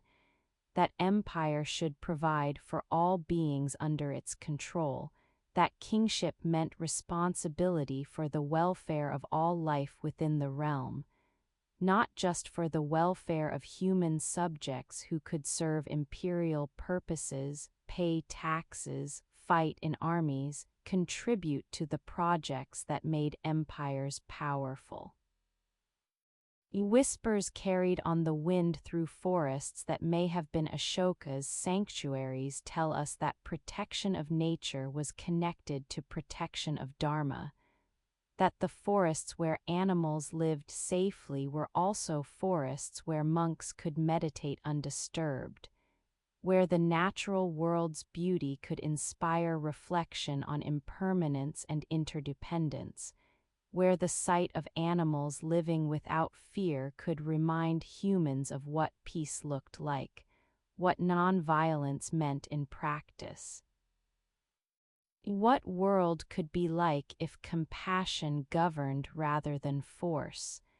Some voices only echo when we are ready to listen. And the gardens where violence ceased, whether they existed as fully as the edicts proclaimed, or whether they were partially realized visions, aspirations carved in stone that described what should be rather than fully reporting what was. These gardens speak still to anyone who wonders whether power can be gentle, whether strength can protect rather than dominate, whether empires can create spaces of peace rather than merely maintaining order through threat of violence. Whether the emperor who once conquered Kalinga could transform the conquest into compassion, the violence into vigilance that protects rather than harms, the sword into the sanctuary where all beings can live without fear, because the one who has power has chosen to use that power not to kill but to preserve life, not to take but to give, not to dominate but to serve the Dharma that turns regardless of whether emperors acknowledge it, that judges all actions by their consequences for suffering. That measures greatness not by territories controlled but by compassion embodied, not by enemies defeated but by beings protected, not by the violence successfully deployed but by the violence successfully renounced, transformed, made into its opposite through the simple but revolutionary choice to stop. To say no more killing, no more hunting, no more treating other beings as means to our ends, but instead protecting them, serving them, recognizing in their suffering our own suffering. In their desire for happiness our own desire, in their fear of death our own mortality, in their eyes if we look closely enough, if we let ourselves see the recognition that we are all connected, all vulnerable, all deserving of compassion, all worthy of protection by those who have power to protect, all sacred in the gardens where violence ceased and peace, fragile and incomplete but real nonetheless, became possible. In the transformation from Ashoka the Fierce to Ashoka the Righteous, from Shandashoka who had killed his brothers to Dharmashoka who proclaimed compassion, from the emperor who conquered Kalinga to the emperor who expressed remorse for that conquest, in this transformation, something fundamental shifted in how he understood power and its purposes. It is said that he stopped seeing himself as Lord who commanded and began seeing himself as servant who facilitated, who created conditions for Dharma to spread but who recognized he could not force enlightenment, could not mandate compassion through imperial decree, could only provide example and infrastructure and encouragement for subjects to live more skillfully, more ethically, more in accordance with truths that had to be discovered individually rather than imposed collectively. The edicts speak in humble tone that seems almost unprecedented for royal proclamations, that breaks with the conventions of how emperors traditionally addressed subjects, how power traditionally spoke to those who lacked it. Rock Edict VI captures this shift. In the past, the transaction of business and the reporting of information to the king could be done only at certain times. But now, by my order, whenever and wherever I may be while eating, in the harem, in my private chambers, in my chariot, in my gardens, or engaged in worship, my informants may report to me on any matter concerning the welfare of the people.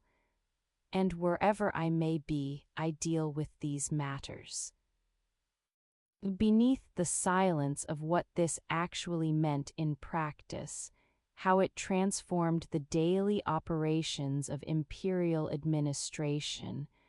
whether informants actually had access at all times, or whether this was aspirational description of what should happen rather than accurate report of what did happen,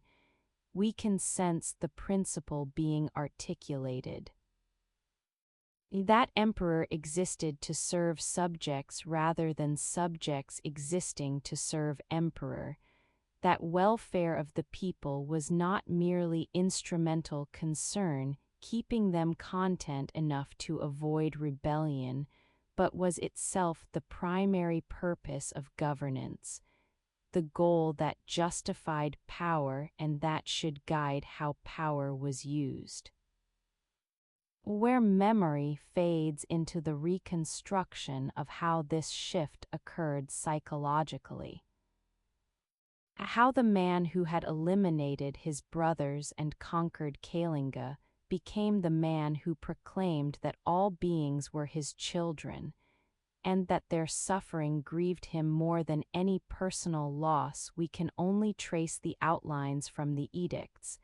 and from the Buddhist sources that preserve tradition of Ashoka's transformation,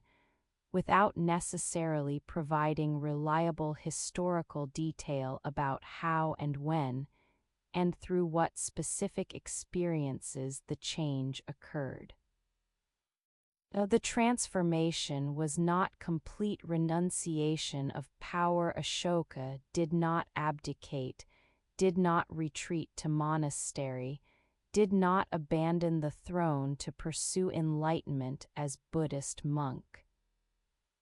He remained emperor, continued to command armies and collect taxes and maintain the apparatus of state that required coercion, even if that coercion was gentler than what previous rulers had employed,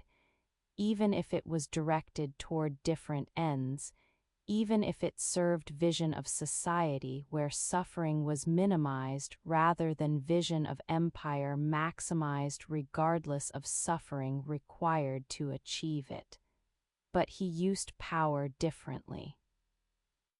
It is said that he appointed Dharma Mahamotra's officers of righteousness whose responsibility was to promote ethical conduct, to ensure that subjects understood Dharma and were living according to its principles, to investigate cases of injustice or oppression, to provide avenue for complaints against officials who were abusing their positions, to care for the welfare of all including prisoners and the families of those who had been executed, and to ensure that even those condemned to death were given time to prepare themselves and their families for the separation. Rock Edict V describes this office. Dharma Mahamotras have been appointed by me for the welfare and happiness of the people, of devoted and non-devoted alike, and of all sects. These Dharma Mahamotras are occupied with all sects, with the establishment of Dharma, with the promotion of Dharma, and with the welfare and happiness of those who are devoted to Dharma among the Greeks, Kambodjas, Gandharas, Rastrikas, Pitanikas, and other peoples on the western borders. Beneath the silence of how effective these officials actually were, whether they genuinely promoted welfare and justice, or whether they became just another layer of bureaucracy that subjects had to navigate, whether they reduced suffering in measurable ways or were primarily symbolic gestures that allowed Ashoka to claim he was governing righteously without fundamentally transforming how power operated at local levels where most people encountered it, we can sense the principle. That governance should be accountable, that power should be checked, that officials should serve Dharma rather than their own interests,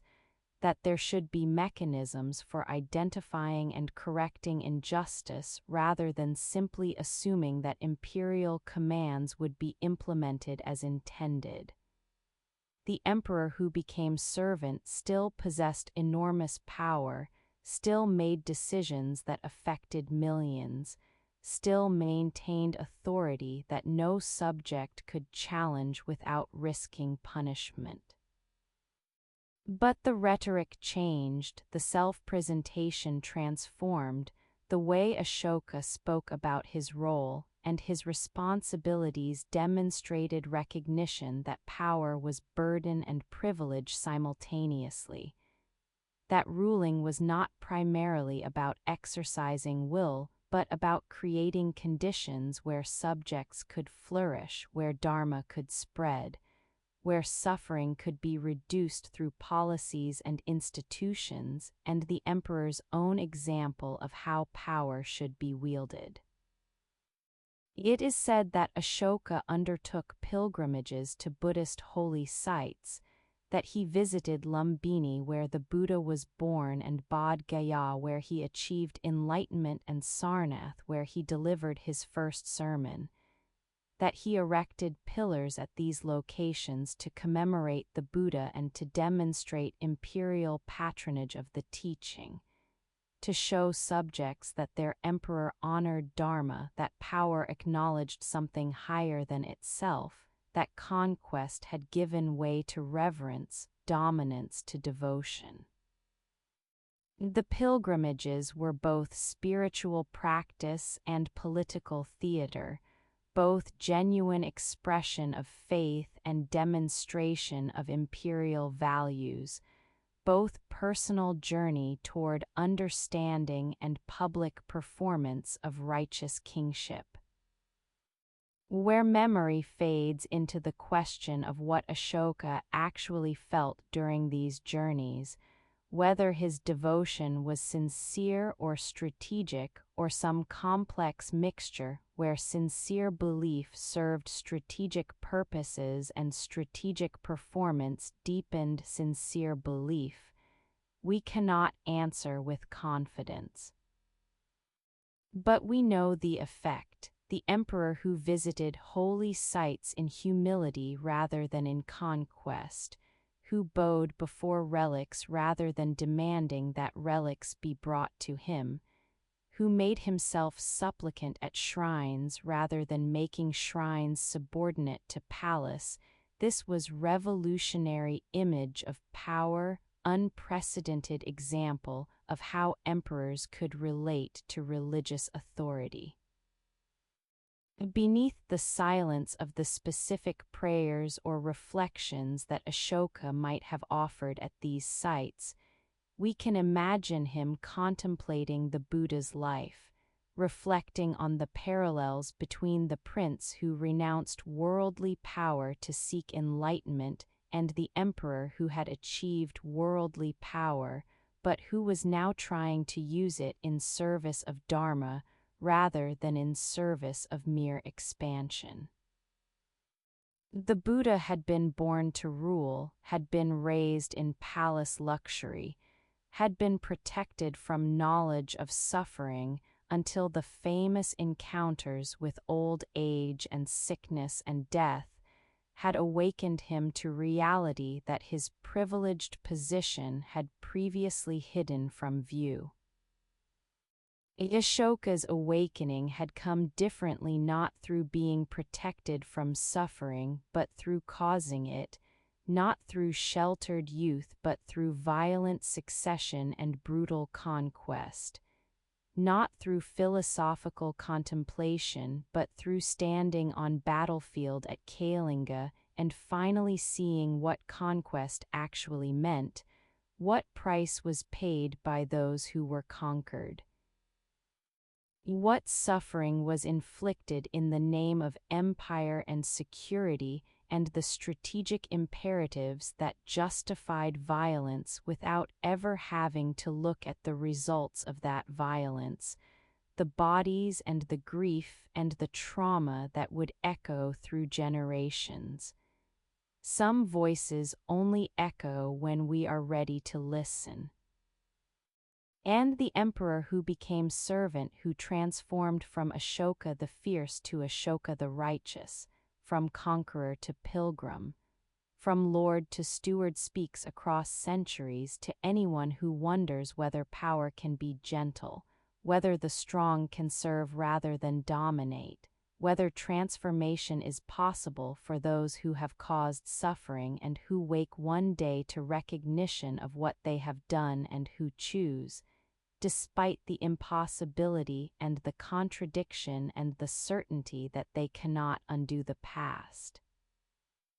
and to use whatever remains of their lives and their power to reduce suffering rather than to cause it, to protect rather than to conquer, to be remembered not for territories won but for compassion shown, not for enemies defeated but for the example offered of what power might become when it acknowledges purposes higher than its own perpetuation. When the emperor understands that serving Dharma is greater than being emperor, that the throne is instrument rather than end. That the measure of reign is not length or extent of territories controlled but the happiness and welfare of all beings, human and animal, within the realm and beyond. Wherever the influence extends, wherever the voice can reach, wherever the inscriptions can be carved and the pillars can be raised and the words can proclaim to all who will listen that power exists to serve, that emperors exist to protect, that conquest has been renounced and compassion embraced, and that this transformation, incomplete and imperfect as it surely was, mattered nonetheless because it demonstrated that change is possible, that the cycle can be broken, that the emperor drenched in blood can wash himself clean not by forgetting what he did but by remembering it, confessing it, carving it in stone so that no one else will forget, so that the suffering caused will not be erased but will be acknowledged and mourned and used as foundation for building something different, something better. Something more aligned with the Dharma that judges emperors and empires not by their power but by their compassion, not by what they conquered but by what they protected, not by what they took but by what they gave in service of the eternal teaching that suffering matters and reducing suffering is the highest purpose to which power can be directed. At Kalinga, where the Daya River had run red with blood of the conquered, where the earth had drunk deep of suffering, and the air had carried screams that even time could not completely silence, where the victory had been complete but the cost had been unbearable, there Ashoka erected a special pillar. It is said that this inscription was unlike any other ancient royal proclamation that historians have discovered, unlike anything that conquerors before or since have carved into permanent record, a text that violated every convention of how power speaks about its achievements, how emperors commemorate their triumphs, how rulers present their military campaigns to subjects and to history, and to whatever gods might be watching and judging from distances we cannot measure. This was not proclamation of victory, not celebration of conquest, not the usual boasting about territories added to empire, enemies defeated, tribute extracted, imperial glory enhanced. Instead, it was confession public, permanent, carved into stone that would outlast the emperor and the empire and the very memory of why the war had been fought, what strategic objectives had been achieved, what calculations had made the conquest seem necessary before the bodies had piled up, and the recognition had come that strategic objectives could be purchased at prices too high to be worth paying. Rock Edict XIII stands as testimony to what Ashoka had experienced and what he had learned and what he wanted to ensure would never be forgotten.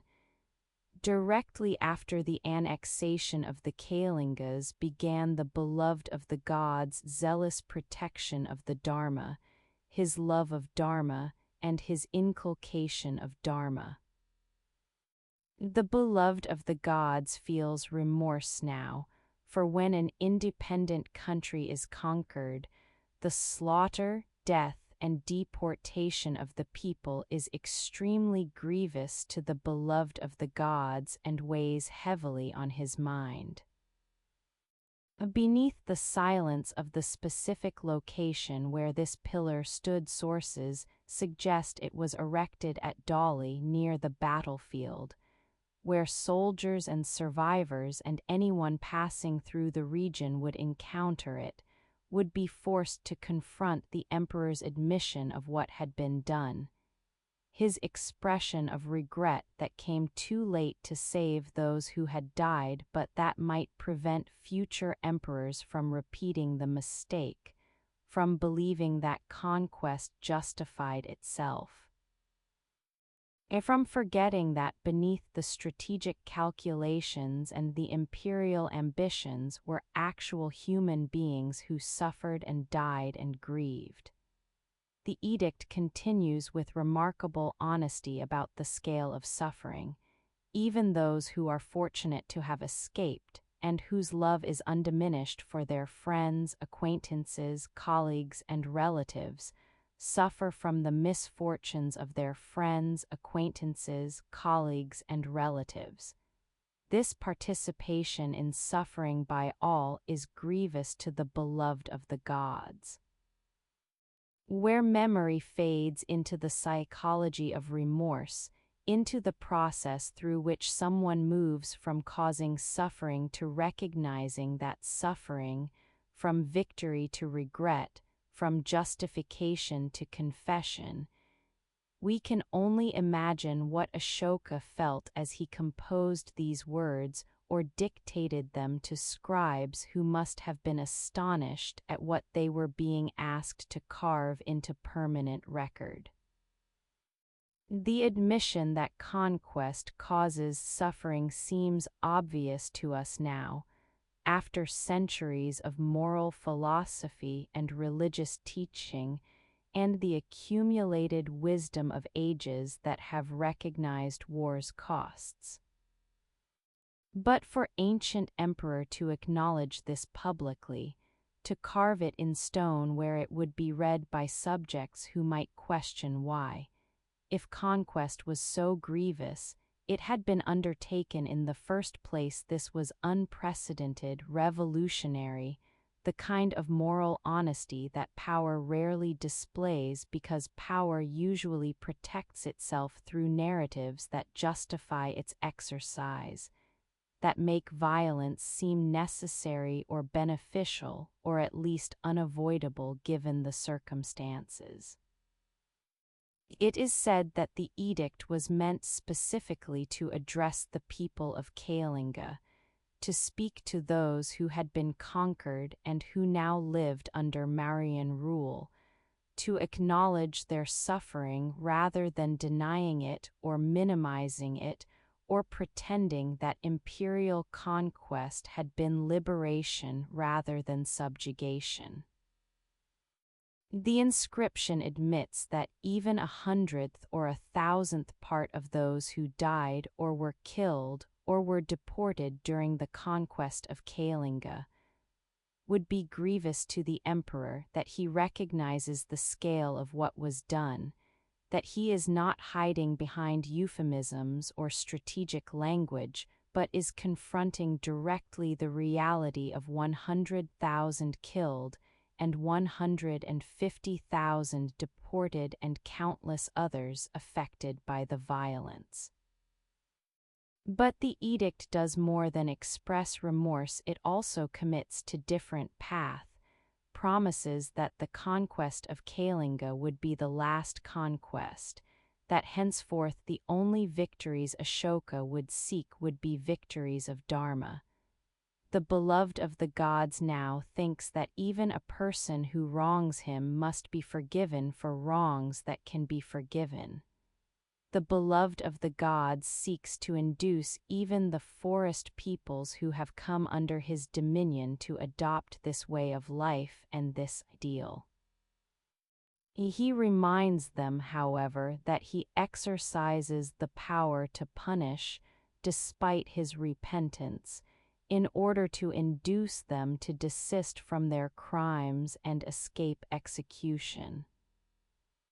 Beneath the silence of this complex statement expressing forgiveness while maintaining power to punish, promising nonviolence while acknowledging that some coercion remains necessary to maintain order, committing to Dharma while recognizing that governing empire cannot be purely nonviolent, we sense Ashoka working through the contradictions that arise when someone tries to apply religious teaching to political reality, when emperor who has conquered through force tries to govern through compassion. When power that has been used violently tries to transform itself without abandoning the responsibilities that power entails. The stone that remembers sorrow stands still, or fragments of it survive. Archaeology has recovered portions of the Dali inscription and of similar inscriptions at other sites in the former Kalinga region, enough to reconstruct what Ashoka was saying, to read his words across 23 centuries, to hear the voice of conscience speaking through sandstone that has weathered but not broken. That has preserved this extraordinary admission of wrongdoing by someone who possessed the power to rewrite history however he chose, but who chose instead to tell truth as he had come to understand it, to confess rather than to conceal, to ensure that memory of Kalinga would be permanent rather than allowing it to fade into the convenient forgetfulness that power usually employs to protect itself from accountability. Where memory fades into the question of how the people of Kalinga received this confession, whether it provided any comfort to those who had lost family members or who had been deported or who lived with trauma of the conquest, whether the emperor's remorse mattered to those whose lives had been destroyed by his ambition, we can only speculate. Some might have been moved by the honesty, might have seen in the confession evidence that their suffering had been recognized, that it had not been meaningless or forgotten, that even the emperor who had ordered the conquest had been changed by it, had learned from it, had committed to ensuring it would not be repeated. Others might have found the remorse insulting. What good did regret do for those who were dead, for families that had been separated, for kingdom that had lost its independence? The emperor could afford to express remorse precisely because he had won, because Kalinga was now part of the Mauryan Empire and would remain so regardless of what inscriptions said about Dharma and forgiveness and the grief that conquest caused. The stone proclaimed noble sentiments, but the reality remained. Kalinga had been conquered, its people had been subjected to imperial rule they had not chosen and could not resist, and no amount of carved remorse would change this fundamental fact. It is said that the pillar at Dali includes not just the confession but also the representation of the elephant symbol of Buddha, symbol of gentle strength, symbol of wisdom and compassion, placed where Kalingans would see it and be reminded that the empire now claimed to govern through Dharma rather than through force alone, that the emperor who had conquered them was not merely power-seeking tyrant but was someone who had been transformed by the conquest, who had learned from the suffering he caused, who wanted to be remembered not for the victory but for what came after the victory, for the transformation that made the confession possible. Some voices only echo when we are ready to listen. And the stone that remembers sorrow, that carries Ashoka's admission of wrongdoing, his expression of remorse, his commitment to governing differently speaks still to anyone who wonders whether powerful can acknowledge their mistakes, whether rulers can confess their crimes, whether empires can be built on foundations of honesty rather than on myths of noble conquest and civilizing missions, and the narratives that justify violence by claiming it served higher purposes. The stone stands weathered by centuries, damaged by time and earthquakes and the simple erosion that affects all things material, but readable still, testimony still, voice still proclaiming across the silence of ages that suffering matters, that conquest has costs that cannot be calculated in strategic terms alone, that the emperor who causes suffering through war should at minimum acknowledge that suffering rather than celebrating the victory as if the bodies did not matter.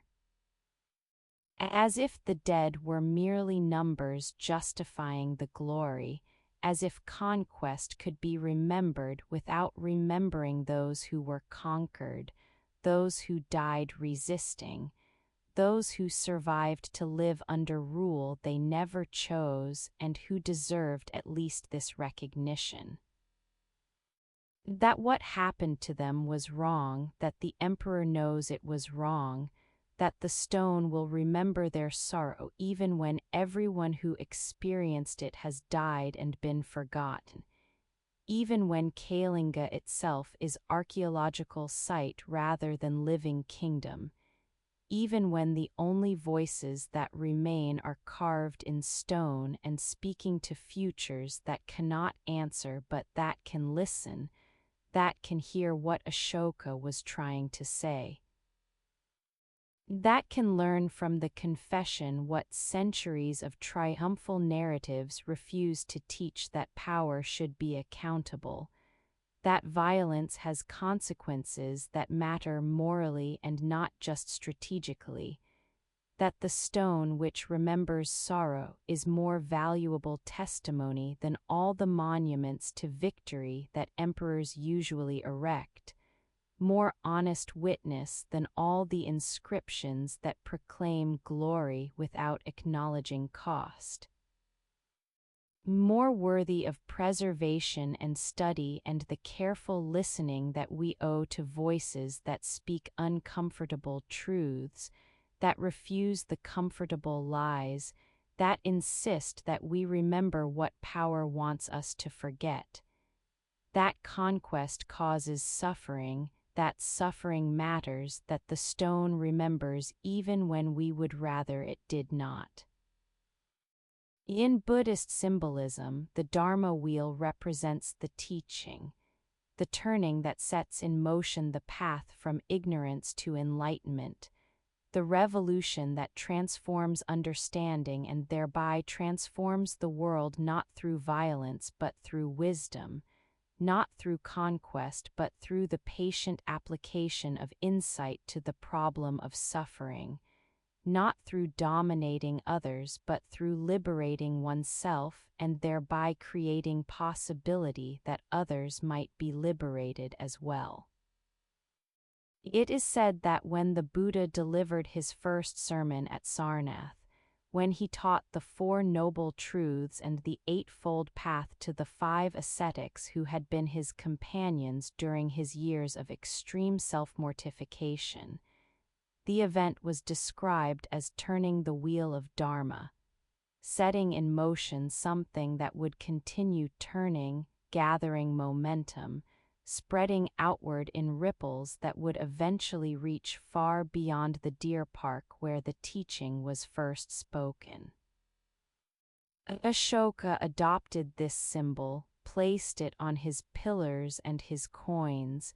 made it emblem of his reign and his commitment to spreading Dharma throughout the empire and beyond. The wheel appears on the famous lion capital from Sarnath, 4 lions standing back to back, representing power directed in all directions, beneath them the wheel with 24 spokes representing different aspects of the teaching, beneath that the animals that symbolize the cycles of existence. The horse of vigor, the bull of strength, the lion of sovereignty, the elephant of wisdom.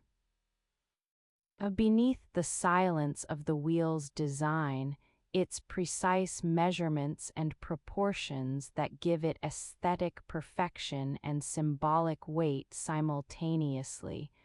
we can sense what Ashoka was attempting. And to make visible the invisible, to give physical form to spiritual truth, to create symbol that would communicate across linguistic and cultural boundaries,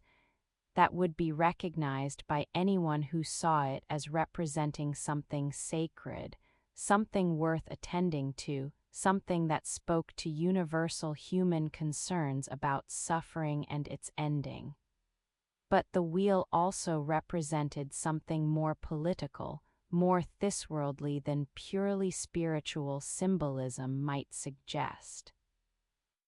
It represented idea that governance itself could be transformed from exercise in power maximization to exercise in welfare maximization, from conquest to protection, from domination to service. The wheel that turned in Ashoka's empire was revolution that happened not through violence but through change in consciousness, through gradual recognition that old ways of organizing power and privilege were not inevitable, that alternatives existed, that emperors could choose to rule differently if they were willing to question assumptions that had governed political life for as long as anyone could remember. Where memory fades into the institutional changes that the wheel symbolized, into the actual policies and practices through which Ashoka tried to make Dharma concrete rather than merely abstract ideal, we find evidence in the edicts and in archaeological remains and in the Buddhist sources that preserved tradition of Ashoka's righteous governance, even if they sometimes exaggerated or idealized what he actually achieved. The Dharma Mahamatras who were appointed to promote ethical conduct and investigate injustice,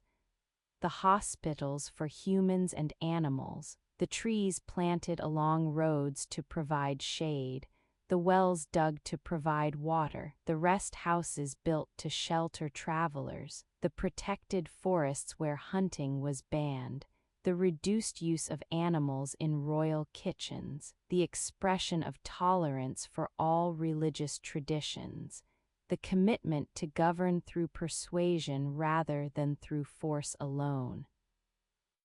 It is said that these policies represented an attempt to make the abstract wheel concrete, to translate Buddhist principles into governmental practice, to create infrastructure for compassion rather than just infrastructure for extraction and control.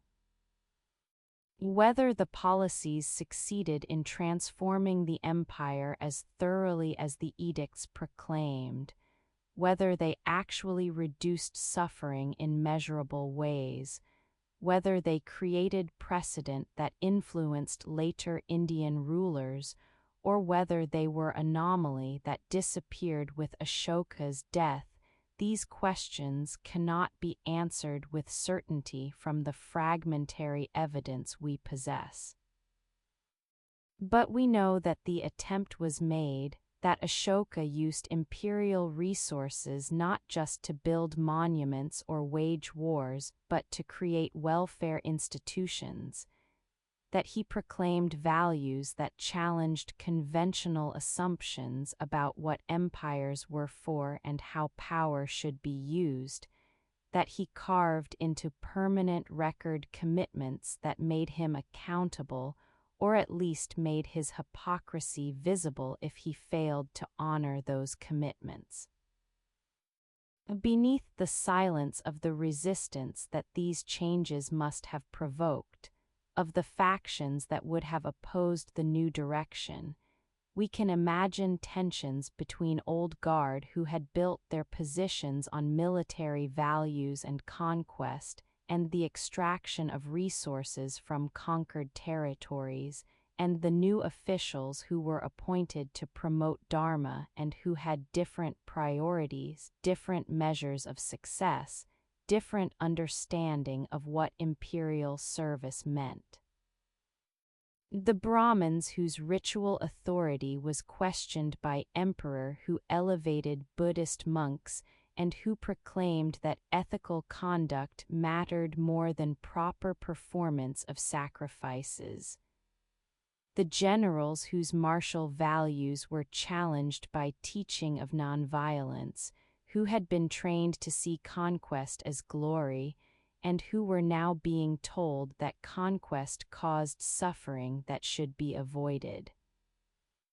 The bureaucrats who understood how to extract taxes efficiently but who were now being asked to consider subjects' welfare, to ensure that tax burden did not cause undue hardship, to balance imperial revenue needs with population's capacity to pay without falling into poverty. The wheel turned nonetheless, perhaps not as completely as Ashoka hoped, perhaps not transforming empire as thoroughly as edicts proclaimed, but turning enough to create model, to demonstrate possibility, to show that power could be used for purposes other than its own perpetuation and expansion. It is said that the wheel with 8 spokes represented the noble eightfold path: right view, right intention, right speech, right action, right livelihood, right effort, right mindfulness, right concentration, the interconnected practices that together constitute the way to liberation from suffering,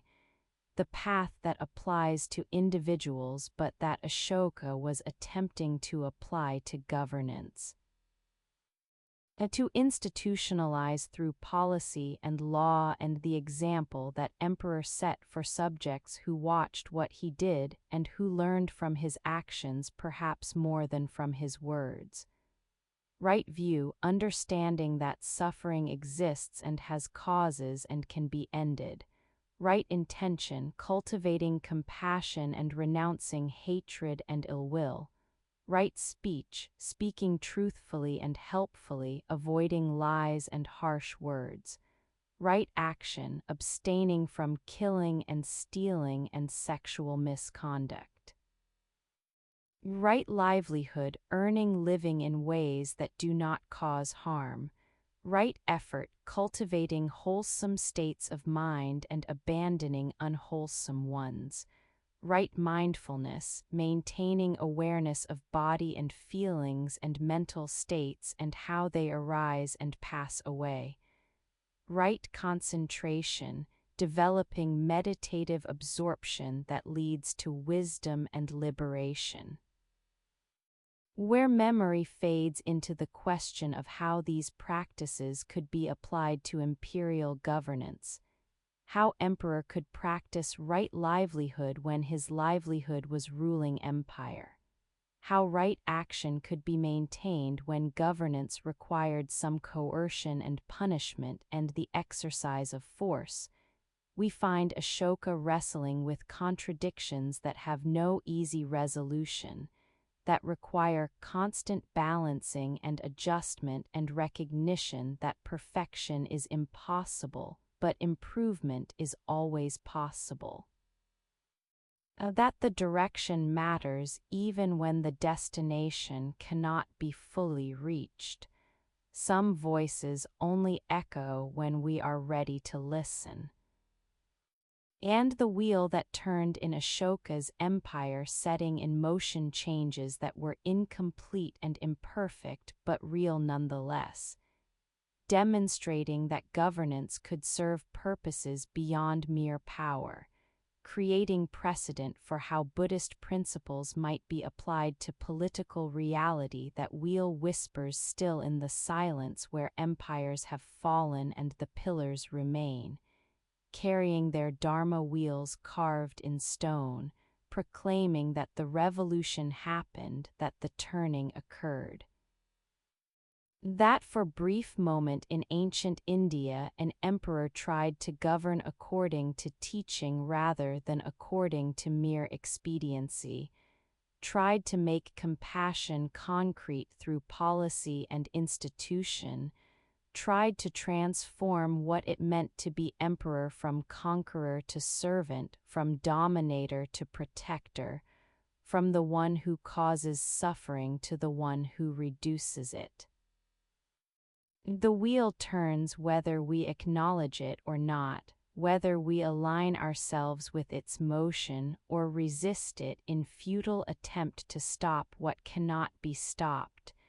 to reverse what moves forward through its own momentum, to prevent the teaching from spreading because the teaching addresses suffering that is universal, that touches all beings regardless of their status or their beliefs or their resistance to recognizing that what Buddhism teaches about suffering and its causes and its ending might be true not just as religious doctrine, but as empirical observation about how reality works, how actions have consequences, how violence begets violence and compassion creates conditions for peace, how the emperor who governs through Dharma serves purposes higher than imperial expansion. It creates legacy more lasting than territorial conquest, leaves behind example more valuable than all the monuments to power that emperors usually build. The wheel that turned in silence, the revolution that happened without armies or bloodshed or the dramatic confrontations that history usually remembers, the simple but profound transformation of consciousness that made Ashoka ask not, "How can I expand my empire?" but "How can I reduce suffering?"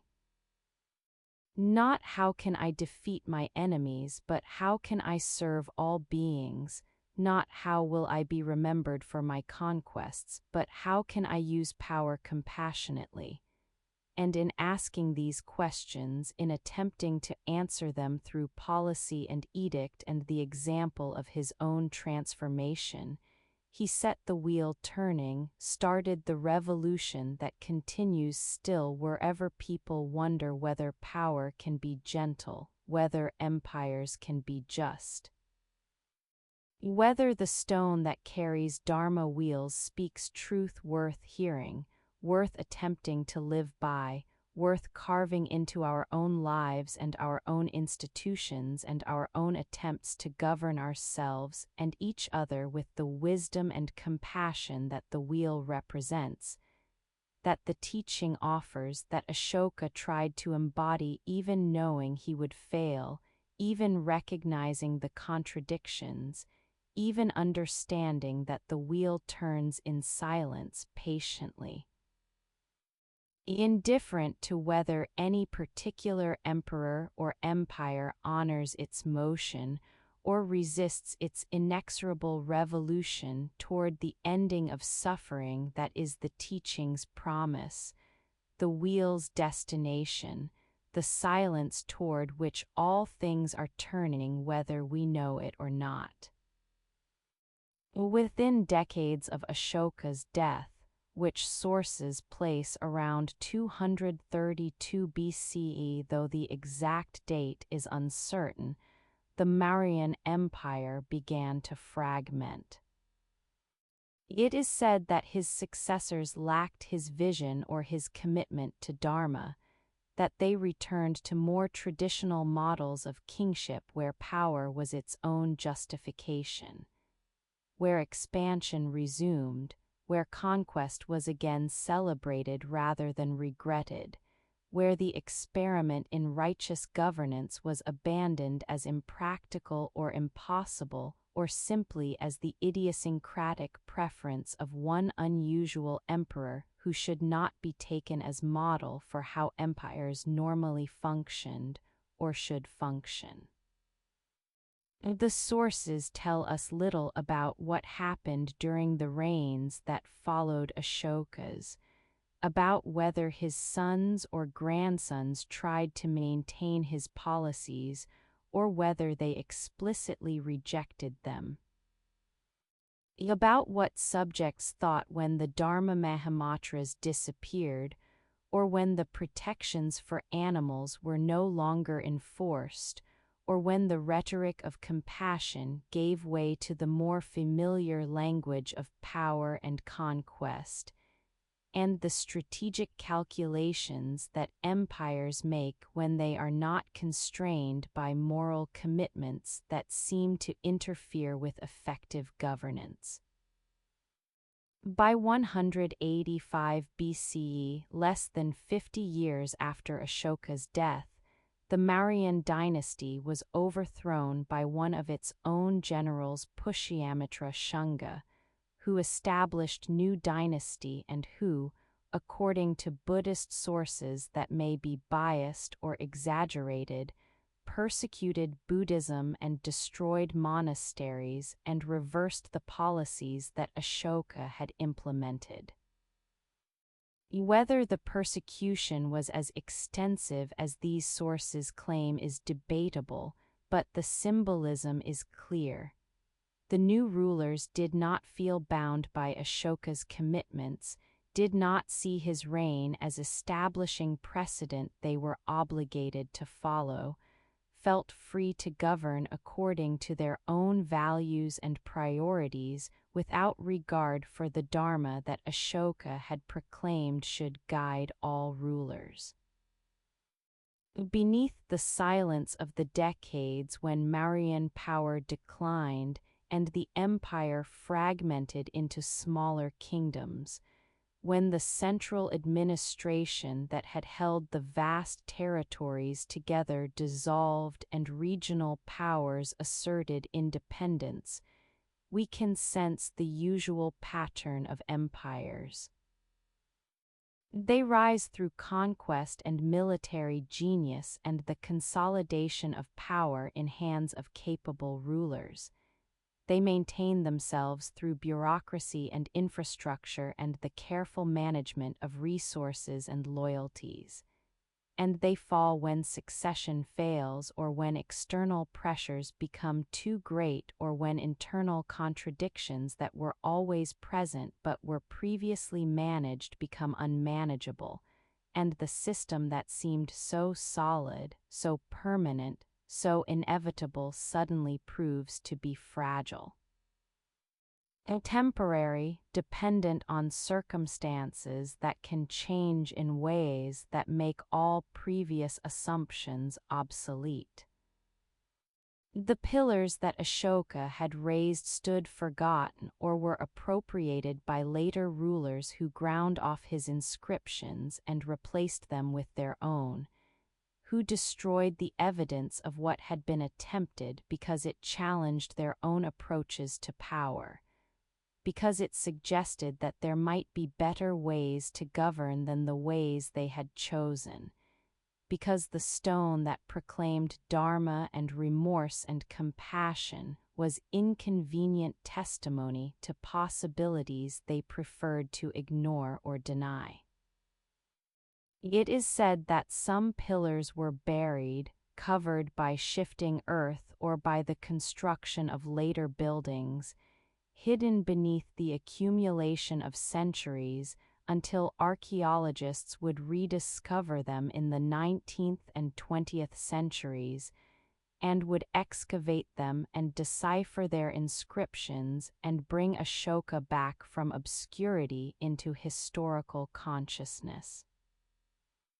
The other pillars were broken, deliberately destroyed or damaged by earthquakes or simply fallen and shattered through the patient work of time that breaks all things eventually, that reduces monuments to fragments, that transforms the permanent proclamations into puzzles that scholars must reconstruct from pieces that do not quite fit together, from inscriptions that are incomplete, from evidence that is suggestive but not definitive. Buddhism itself faded in India even as it spread to other regions, to Sri Lanka where Ashoka's son had brought the teaching, to Central Asia and China, and eventually to Southeast Asia and Tibet and East Asia, where it would take root and flourish and develop into forms that would have been unrecognizable to the Buddha himself or to Ashoka. Where it would be absorbed into local cultures and transformed by contact with Taoism in China and Shinto in Japan, and the indigenous traditions of Tibet and Southeast Asia, where it would demonstrate remarkable adaptability and capacity to speak to different cultural contexts while maintaining core insights about suffering and its ending. But in India, Buddhism was gradually reabsorbed into Hinduism, was challenged by devotional movements that offered more accessible paths than the austere meditation practice and ethical discipline that classical Buddhism required, was displaced by traditions that emphasized bhakti devotional love of God rather than the self-reliant pursuit of enlightenment through one's own efforts, was eventually reduced to minor presence in the land of its birth. Surviving mainly in border regions and among specific communities, but no longer the dominant force it had been during Ashoka's reign. Where memory fades into the question of why this happened, why Buddhism could not maintain itself in India while it flourished elsewhere, scholars offer various explanations: the revival of Brahminical Hinduism, the lack of lay support once royal patronage disappeared, the absorption of Buddhist ideas and practices into Hindu traditions that made separate Buddhist identity unnecessary, the Islamic conquests that destroyed monasteries and disrupted the educational and institutional infrastructure that Buddhism depended upon, the simple dynamics of religious change where traditions rise and fall and transform in ways that no single explanation can fully account for. The legacy that faded like smoke seemed to prove that Ashoka's experiment had failed, that righteous governance was impossible, that empires required violence, and that trying to rule through Dharma was noble but ultimately futile, that the conqueror who becomes compassionate is anomaly rather than model, exception that proves the rule rather than precedent that could be followed,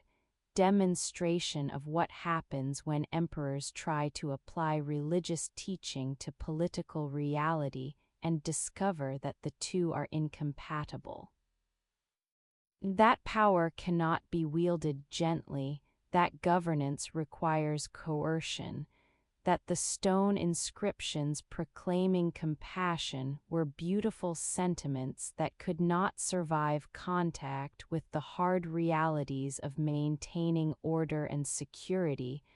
and the loyalty of subjects who respected strength more than they respected mercy. It is said that for more than 2,000 years, Ashoka was known mainly through Buddhist legends that were pious but historically unreliable, that made him into saint rather than recognizing him as human being who struggled with contradictions and who achieved partial rather than complete transformation, whose reign was significant precisely because it was imperfect. because it demonstrated both possibilities and limitations of trying to govern according to moral principles in world that does not reward such governance, that punishes weakness and celebrates strength, that remembers conquerors and forgets those who rule peacefully. The legends depicted Ashoka as perfect Buddhist emperor who renounced all violence, who became virtual monk while remaining on throne, whose reign was golden age of peace and prosperity and universal adherence to Dharma.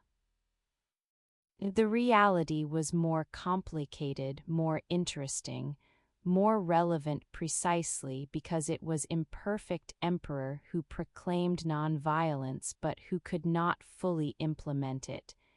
who expressed remorse for Kalinga but who maintained the conquest, and who ruled the conquered territory through the same administrative apparatus that ruled the rest of the empire. Who built welfare institutions but who also maintained armies and collected taxes and exercised power in ways that required coercion, even if that coercion was gentler than what other emperors employed. The smoke dispersed, the memory faded. And Ashoka became figure of legend rather than of history, known to Buddhist communities but forgotten by the broader culture.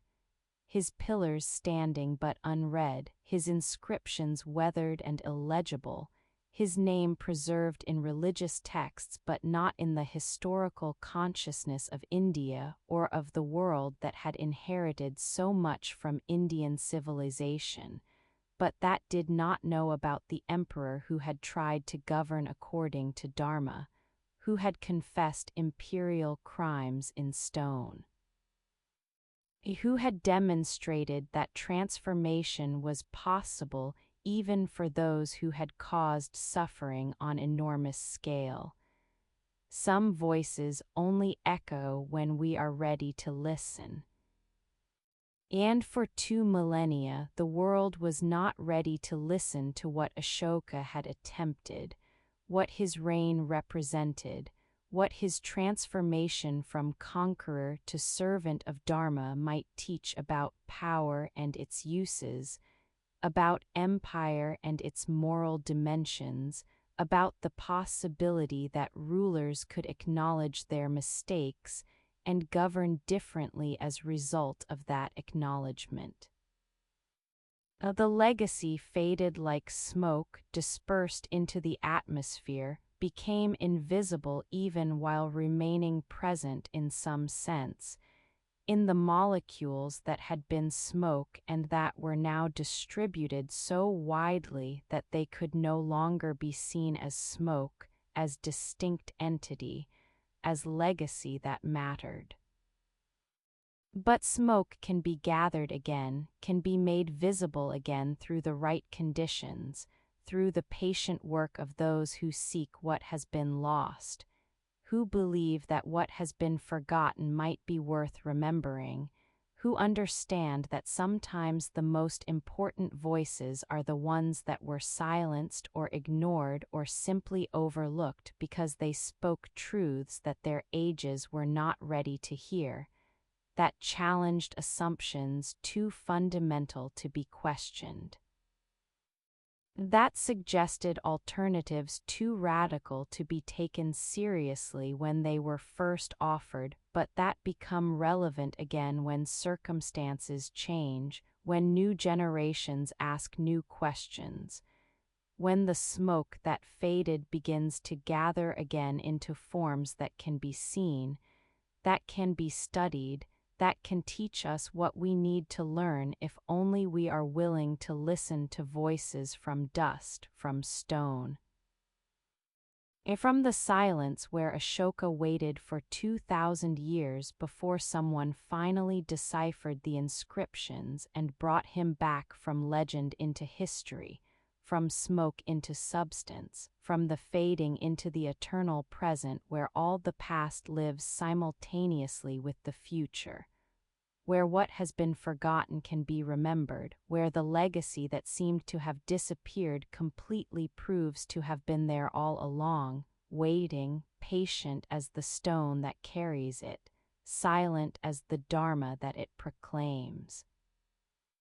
Ready to speak again when we are finally ready to listen.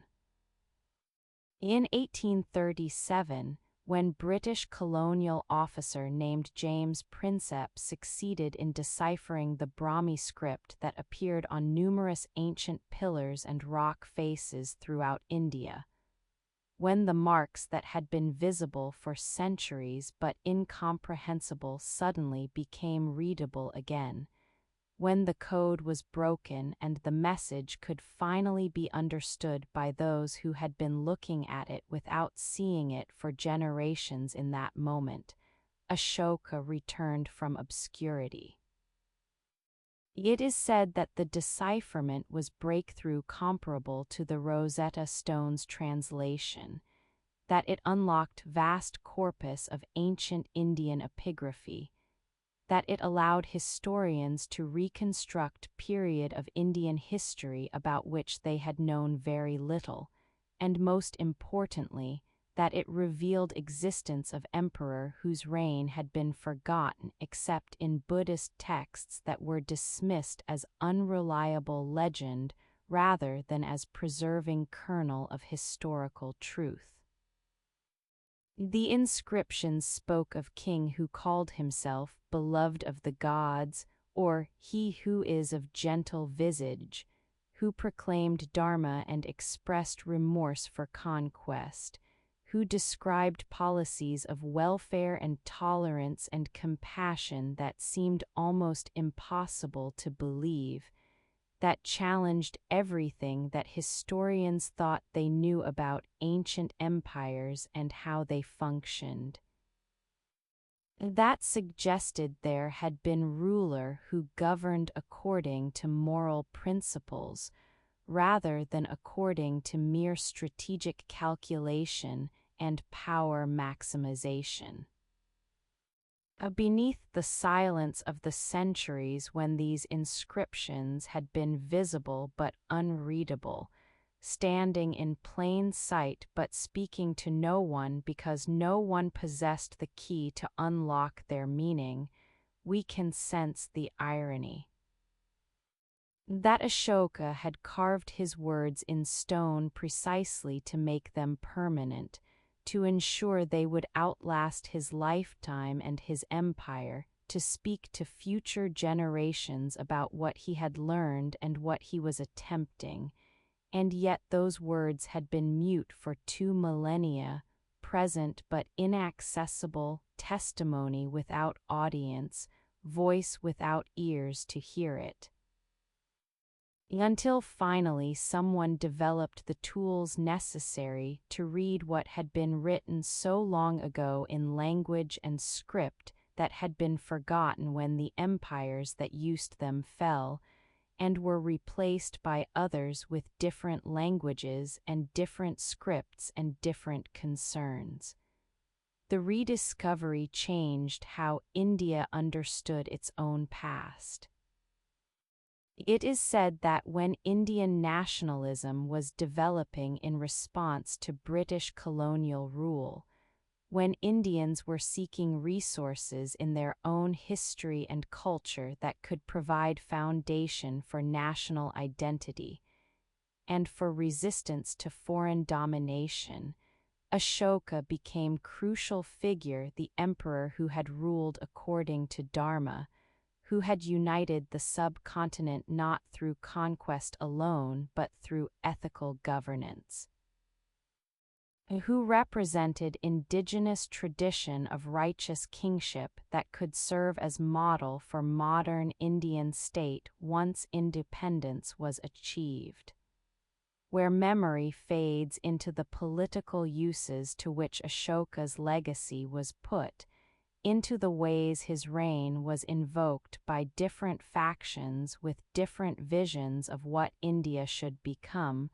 we find complexity that resists simple narratives. Gandhi found in Ashoka model of nonviolence applied to political life, precedent for his own attempt to resist British rule through satyagraha truth force rather than through armed rebellion. Evidence that Indian tradition valued ahimsa and that independence movement could draw on indigenous resources rather than merely importing Western ideas about democracy and self-governance.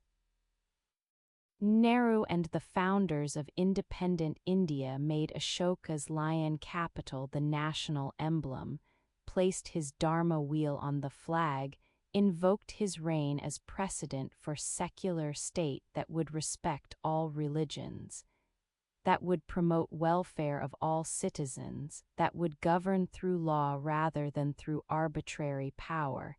that would aspire to moral standards in international relations rather than simply pursuing strategic interests without regard for ethical considerations. But the invocation of Ashoka also raised questions that could not be easily answered. Was his reign actually as successful as the inscriptions claimed? Did his policies actually reduce suffering, or were they primarily rhetorical gestures that described aspirations rather than achievements? Can his model of righteous governance be applied to modern nation-state,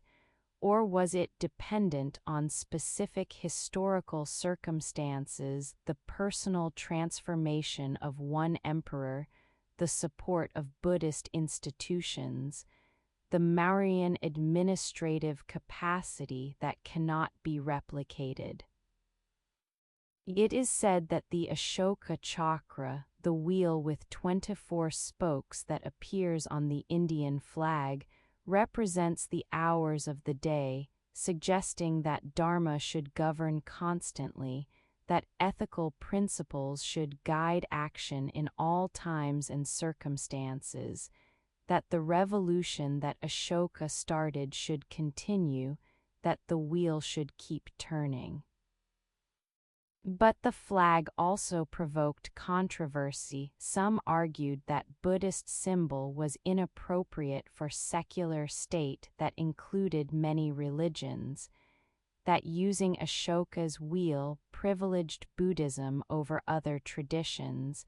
that truly secular symbol should have no religious connotations. Beneath the silence of these debates of the multiple meanings that Ashoka's legacy acquired as it was invoked by different groups for different purposes, we can sense the power of symbols to unite and to divide simultaneously, to provide common reference points while meaning different things to different people, to represent shared values while generating disagreement about what those values actually require in practice. The pillars themselves became tourist sites, protected monuments, objects of study for archaeologists and art historians and epigraphers who analyzed their inscriptions and their sculptural programs and their engineering, and tried to understand what they meant in their original contexts and what they might mean to modern viewers who encounter them not as subjects of Ashoka receiving imperial proclamations, but as citizens of modern nation-state examining artifacts from their cultural heritage. Where memory fades into the question of what Dharma actually means, of whether it can be defined precisely enough to guide governance or whether it remains necessarily vague, open to interpretation, capable of justifying various policies depending on who is invoking it and for what purposes. We find that Ashoka's inscriptions use the term broadly not purely as Buddhist teaching, but as ethical conduct that includes compassion and nonviolence and respect for parents and generosity and self-control, and numerous other virtues that could be embraced by followers of various traditions, that were not exclusive to Buddhism but that were compatible with it, that could serve as common ethical foundation for diverse society where different religions coexisted. This breadth was both strength and weakness strength because it allowed Dharma to appeal across religious boundaries, to unite rather than to divide, to provide shared vocabulary for discussing ethics without requiring adherence to specific theological doctrines. Weakness because the breadth made Dharma difficult to implement precisely, left room for disagreement about what it actually required, created space for rulers to claim they were following Dharma while doing things that others would argue violated Dharma's essential spirit. Some voices only echo when we are ready to listen. And in the silence where Ashoka's pillars stand, where his inscriptions speak to anyone who will read them, where his legacy has been recovered from obscurity and made available again to a world that is still struggling with questions about power and ethics, about how to govern justly, about whether empires can be moral or whether empire itself is incompatible with morality. In that silence, Dharma still whispers. It whispers that suffering matters, that reducing suffering should be primary goal of governance, that power exists to serve rather than to dominate, that the emperor who acknowledges mistakes and governs accordingly is greater than the emperor who conquers territories without conscience, that transformation is possible for those who have caused suffering and who wake to recognition of what they have done and who choose to use whatever remains of their lives and their power to reduce suffering rather than to cause it.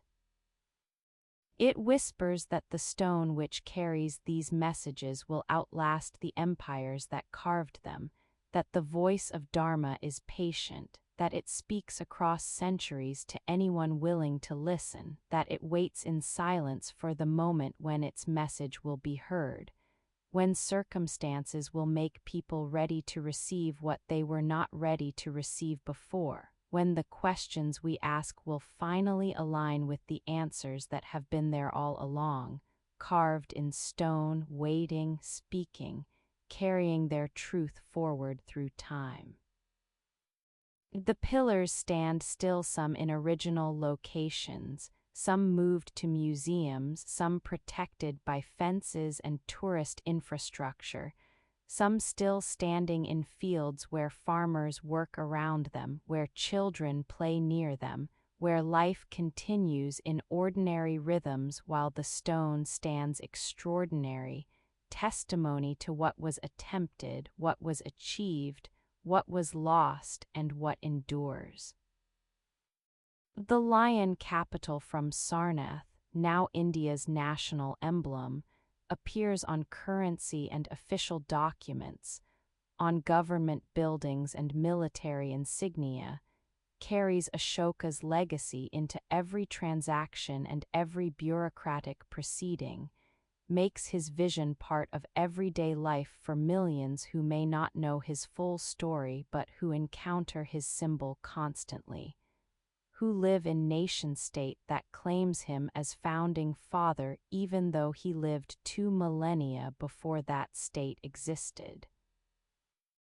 who inherit responsibility for determining what his legacy means, how it should guide contemporary governance, whether the Dharma he proclaimed is still relevant or whether it belongs to past that cannot speak meaningfully to present.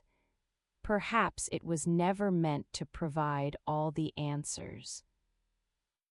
Perhaps the stone that speaks in silence asks questions rather than providing solutions, challenges us to think about power and ethics rather than telling us exactly what to do,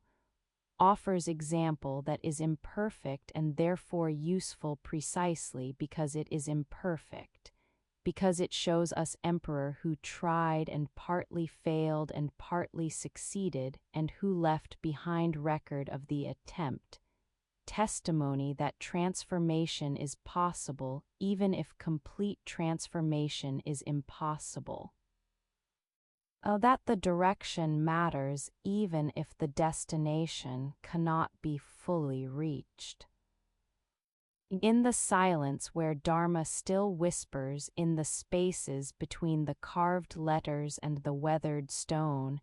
in the gap between Ashoka's proclamations and his practices, between his ideals and his realities, between what he achieved and what he failed to achieve there, we find the truth that matters most. That he tried, that he used power differently than power had been used before, that he demonstrated alternatives to conquest and domination, that he carved in stone commitments that made him accountable or at least made visible the gap between what he proclaimed and what he actually did, that he left behind questions that each generation must answer for itself about how to govern justly, how to use power compassionately. Whether empires can be ethical or whether the very concept of empire is incompatible with ethics. The silence asks, will we listen, will we learn? Will we attempt what Ashoka attempted, acknowledging that we will fail as he failed but attempting nonetheless because the alternative accepting that power cannot be gentle, that empires must be cruel, that governance requires abandoning compassion in favor of strategic calculation is worse than the attempt that falls short, worse than the transformation that remains incomplete, worse than the Dharma that is proclaimed but not fully implemented because at least the proclamation exists. At least the stone carries the message, at least future generations can read what was attempted and can decide whether to attempt it themselves, whether to take up the work that Ashoka began and that no one has yet completed, whether to let the Dharma wheel keep turning, whether to hear in the silence where the pillars stand the voice that whispers still. Suffering matters, compassion is possible, transformation can occur. The emperor who becomes servant demonstrates that power can serve purposes higher than power's perpetuation, that the stone which speaks Dharma is more enduring monument than all the conquests that emperors achieve, that the silence where the teaching waits is silence that calls us still to listen, to learn, to attempt to govern ourselves and each other with the wisdom and the compassion that Ashoka tried to embody, that the wheel represents. That the stone proclaims, that the silence carries forward into futures we are still creating, still shaping, still choosing through how we respond to the questions that echo across 23 centuries from emperor who died knowing his work was incomplete but who carved it in stone nonetheless so that we might see what he attempted, what he learned, what he is still trying to teach anyone willing to pause beside his pillars to read his words. And to hear in the silence where Dharma whispers the eternal invitation to reduce suffering, to practice compassion, to use whatever power we possess in service of all beings, to turn the wheel that Ashoka turned, to continue the revolution that begins in consciousness and that transforms the world one choice at a time, one act of compassion at a time, one refusal of violence at a time, until the silence is no longer silence but the sound of Dharma proclaimed and practiced, of wisdom embodied. Of the empire that finally learns to serve rather than to dominate, to protect rather than to conquer, to measure its greatness not by what it controls but by what it gives, not by whom it defeated but by whom it served, not by the monuments it built but by the suffering it reduced, not by how it will be remembered but by how much compassion it brought into the world while it existed, while the wheel was turning, while the stone was speaking.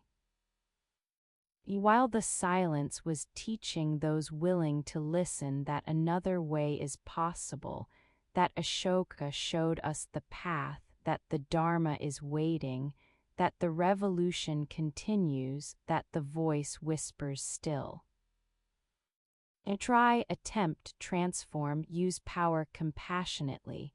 Govern with conscience, let suffering matter, let compassion guide, let the wheel turn, let the stone speak, let the silence teach what words alone cannot convey, what empires usually refuse to learn, what Ashoka carved for us to read if only we will pause, will listen, will hear in the ancient voice the contemporary question that each generation must answer. How will we use our power? Whom will we serve? What legacy will we leave carved in the stone of our choices, our institutions, our attempts to reduce suffering and increase compassion in a world that still needs what Ashoka tried to give it, that still waits in the silence where Dharma whispers, patient as stone, eternal as the teaching, calling still to anyone ready to listen, ready to learn, ready to continue the work that remains unfinished. That perhaps can never be finished, but that must always be attempted because the alternative is to accept that power and compassion are incompatible, that the emperor cannot be servant, that the stone cannot speak, that the silence has nothing to teach, and this we know is false because we have read the inscriptions, we have seen the pillars, we have heard across the centuries the voice of the emperor who tried, who failed, who succeeded, who left behind testimony that transformation is possible. That Dharma can guide governance, that the wheel turns whether we acknowledge it or not, whether we align with its motion or resist it, and that our choice is not whether the wheel will turn but whether we will turn with it, whether we will govern accordingly,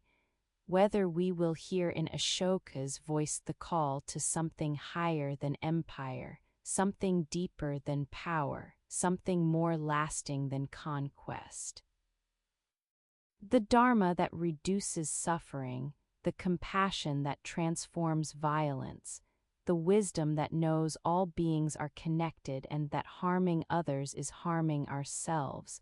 and that the only victory worth celebrating is the victory over ignorance, over hatred, over the illusion that power is its own justification and that empires exist for any purpose other than the reduction of suffering and the increase of happiness for all beings, all creatures, all forms of life that share this earth and that deserve our protection.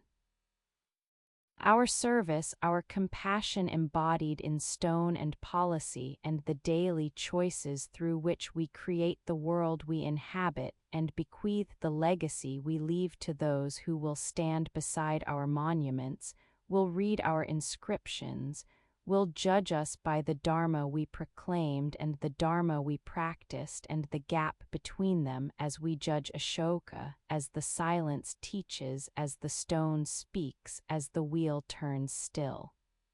The end.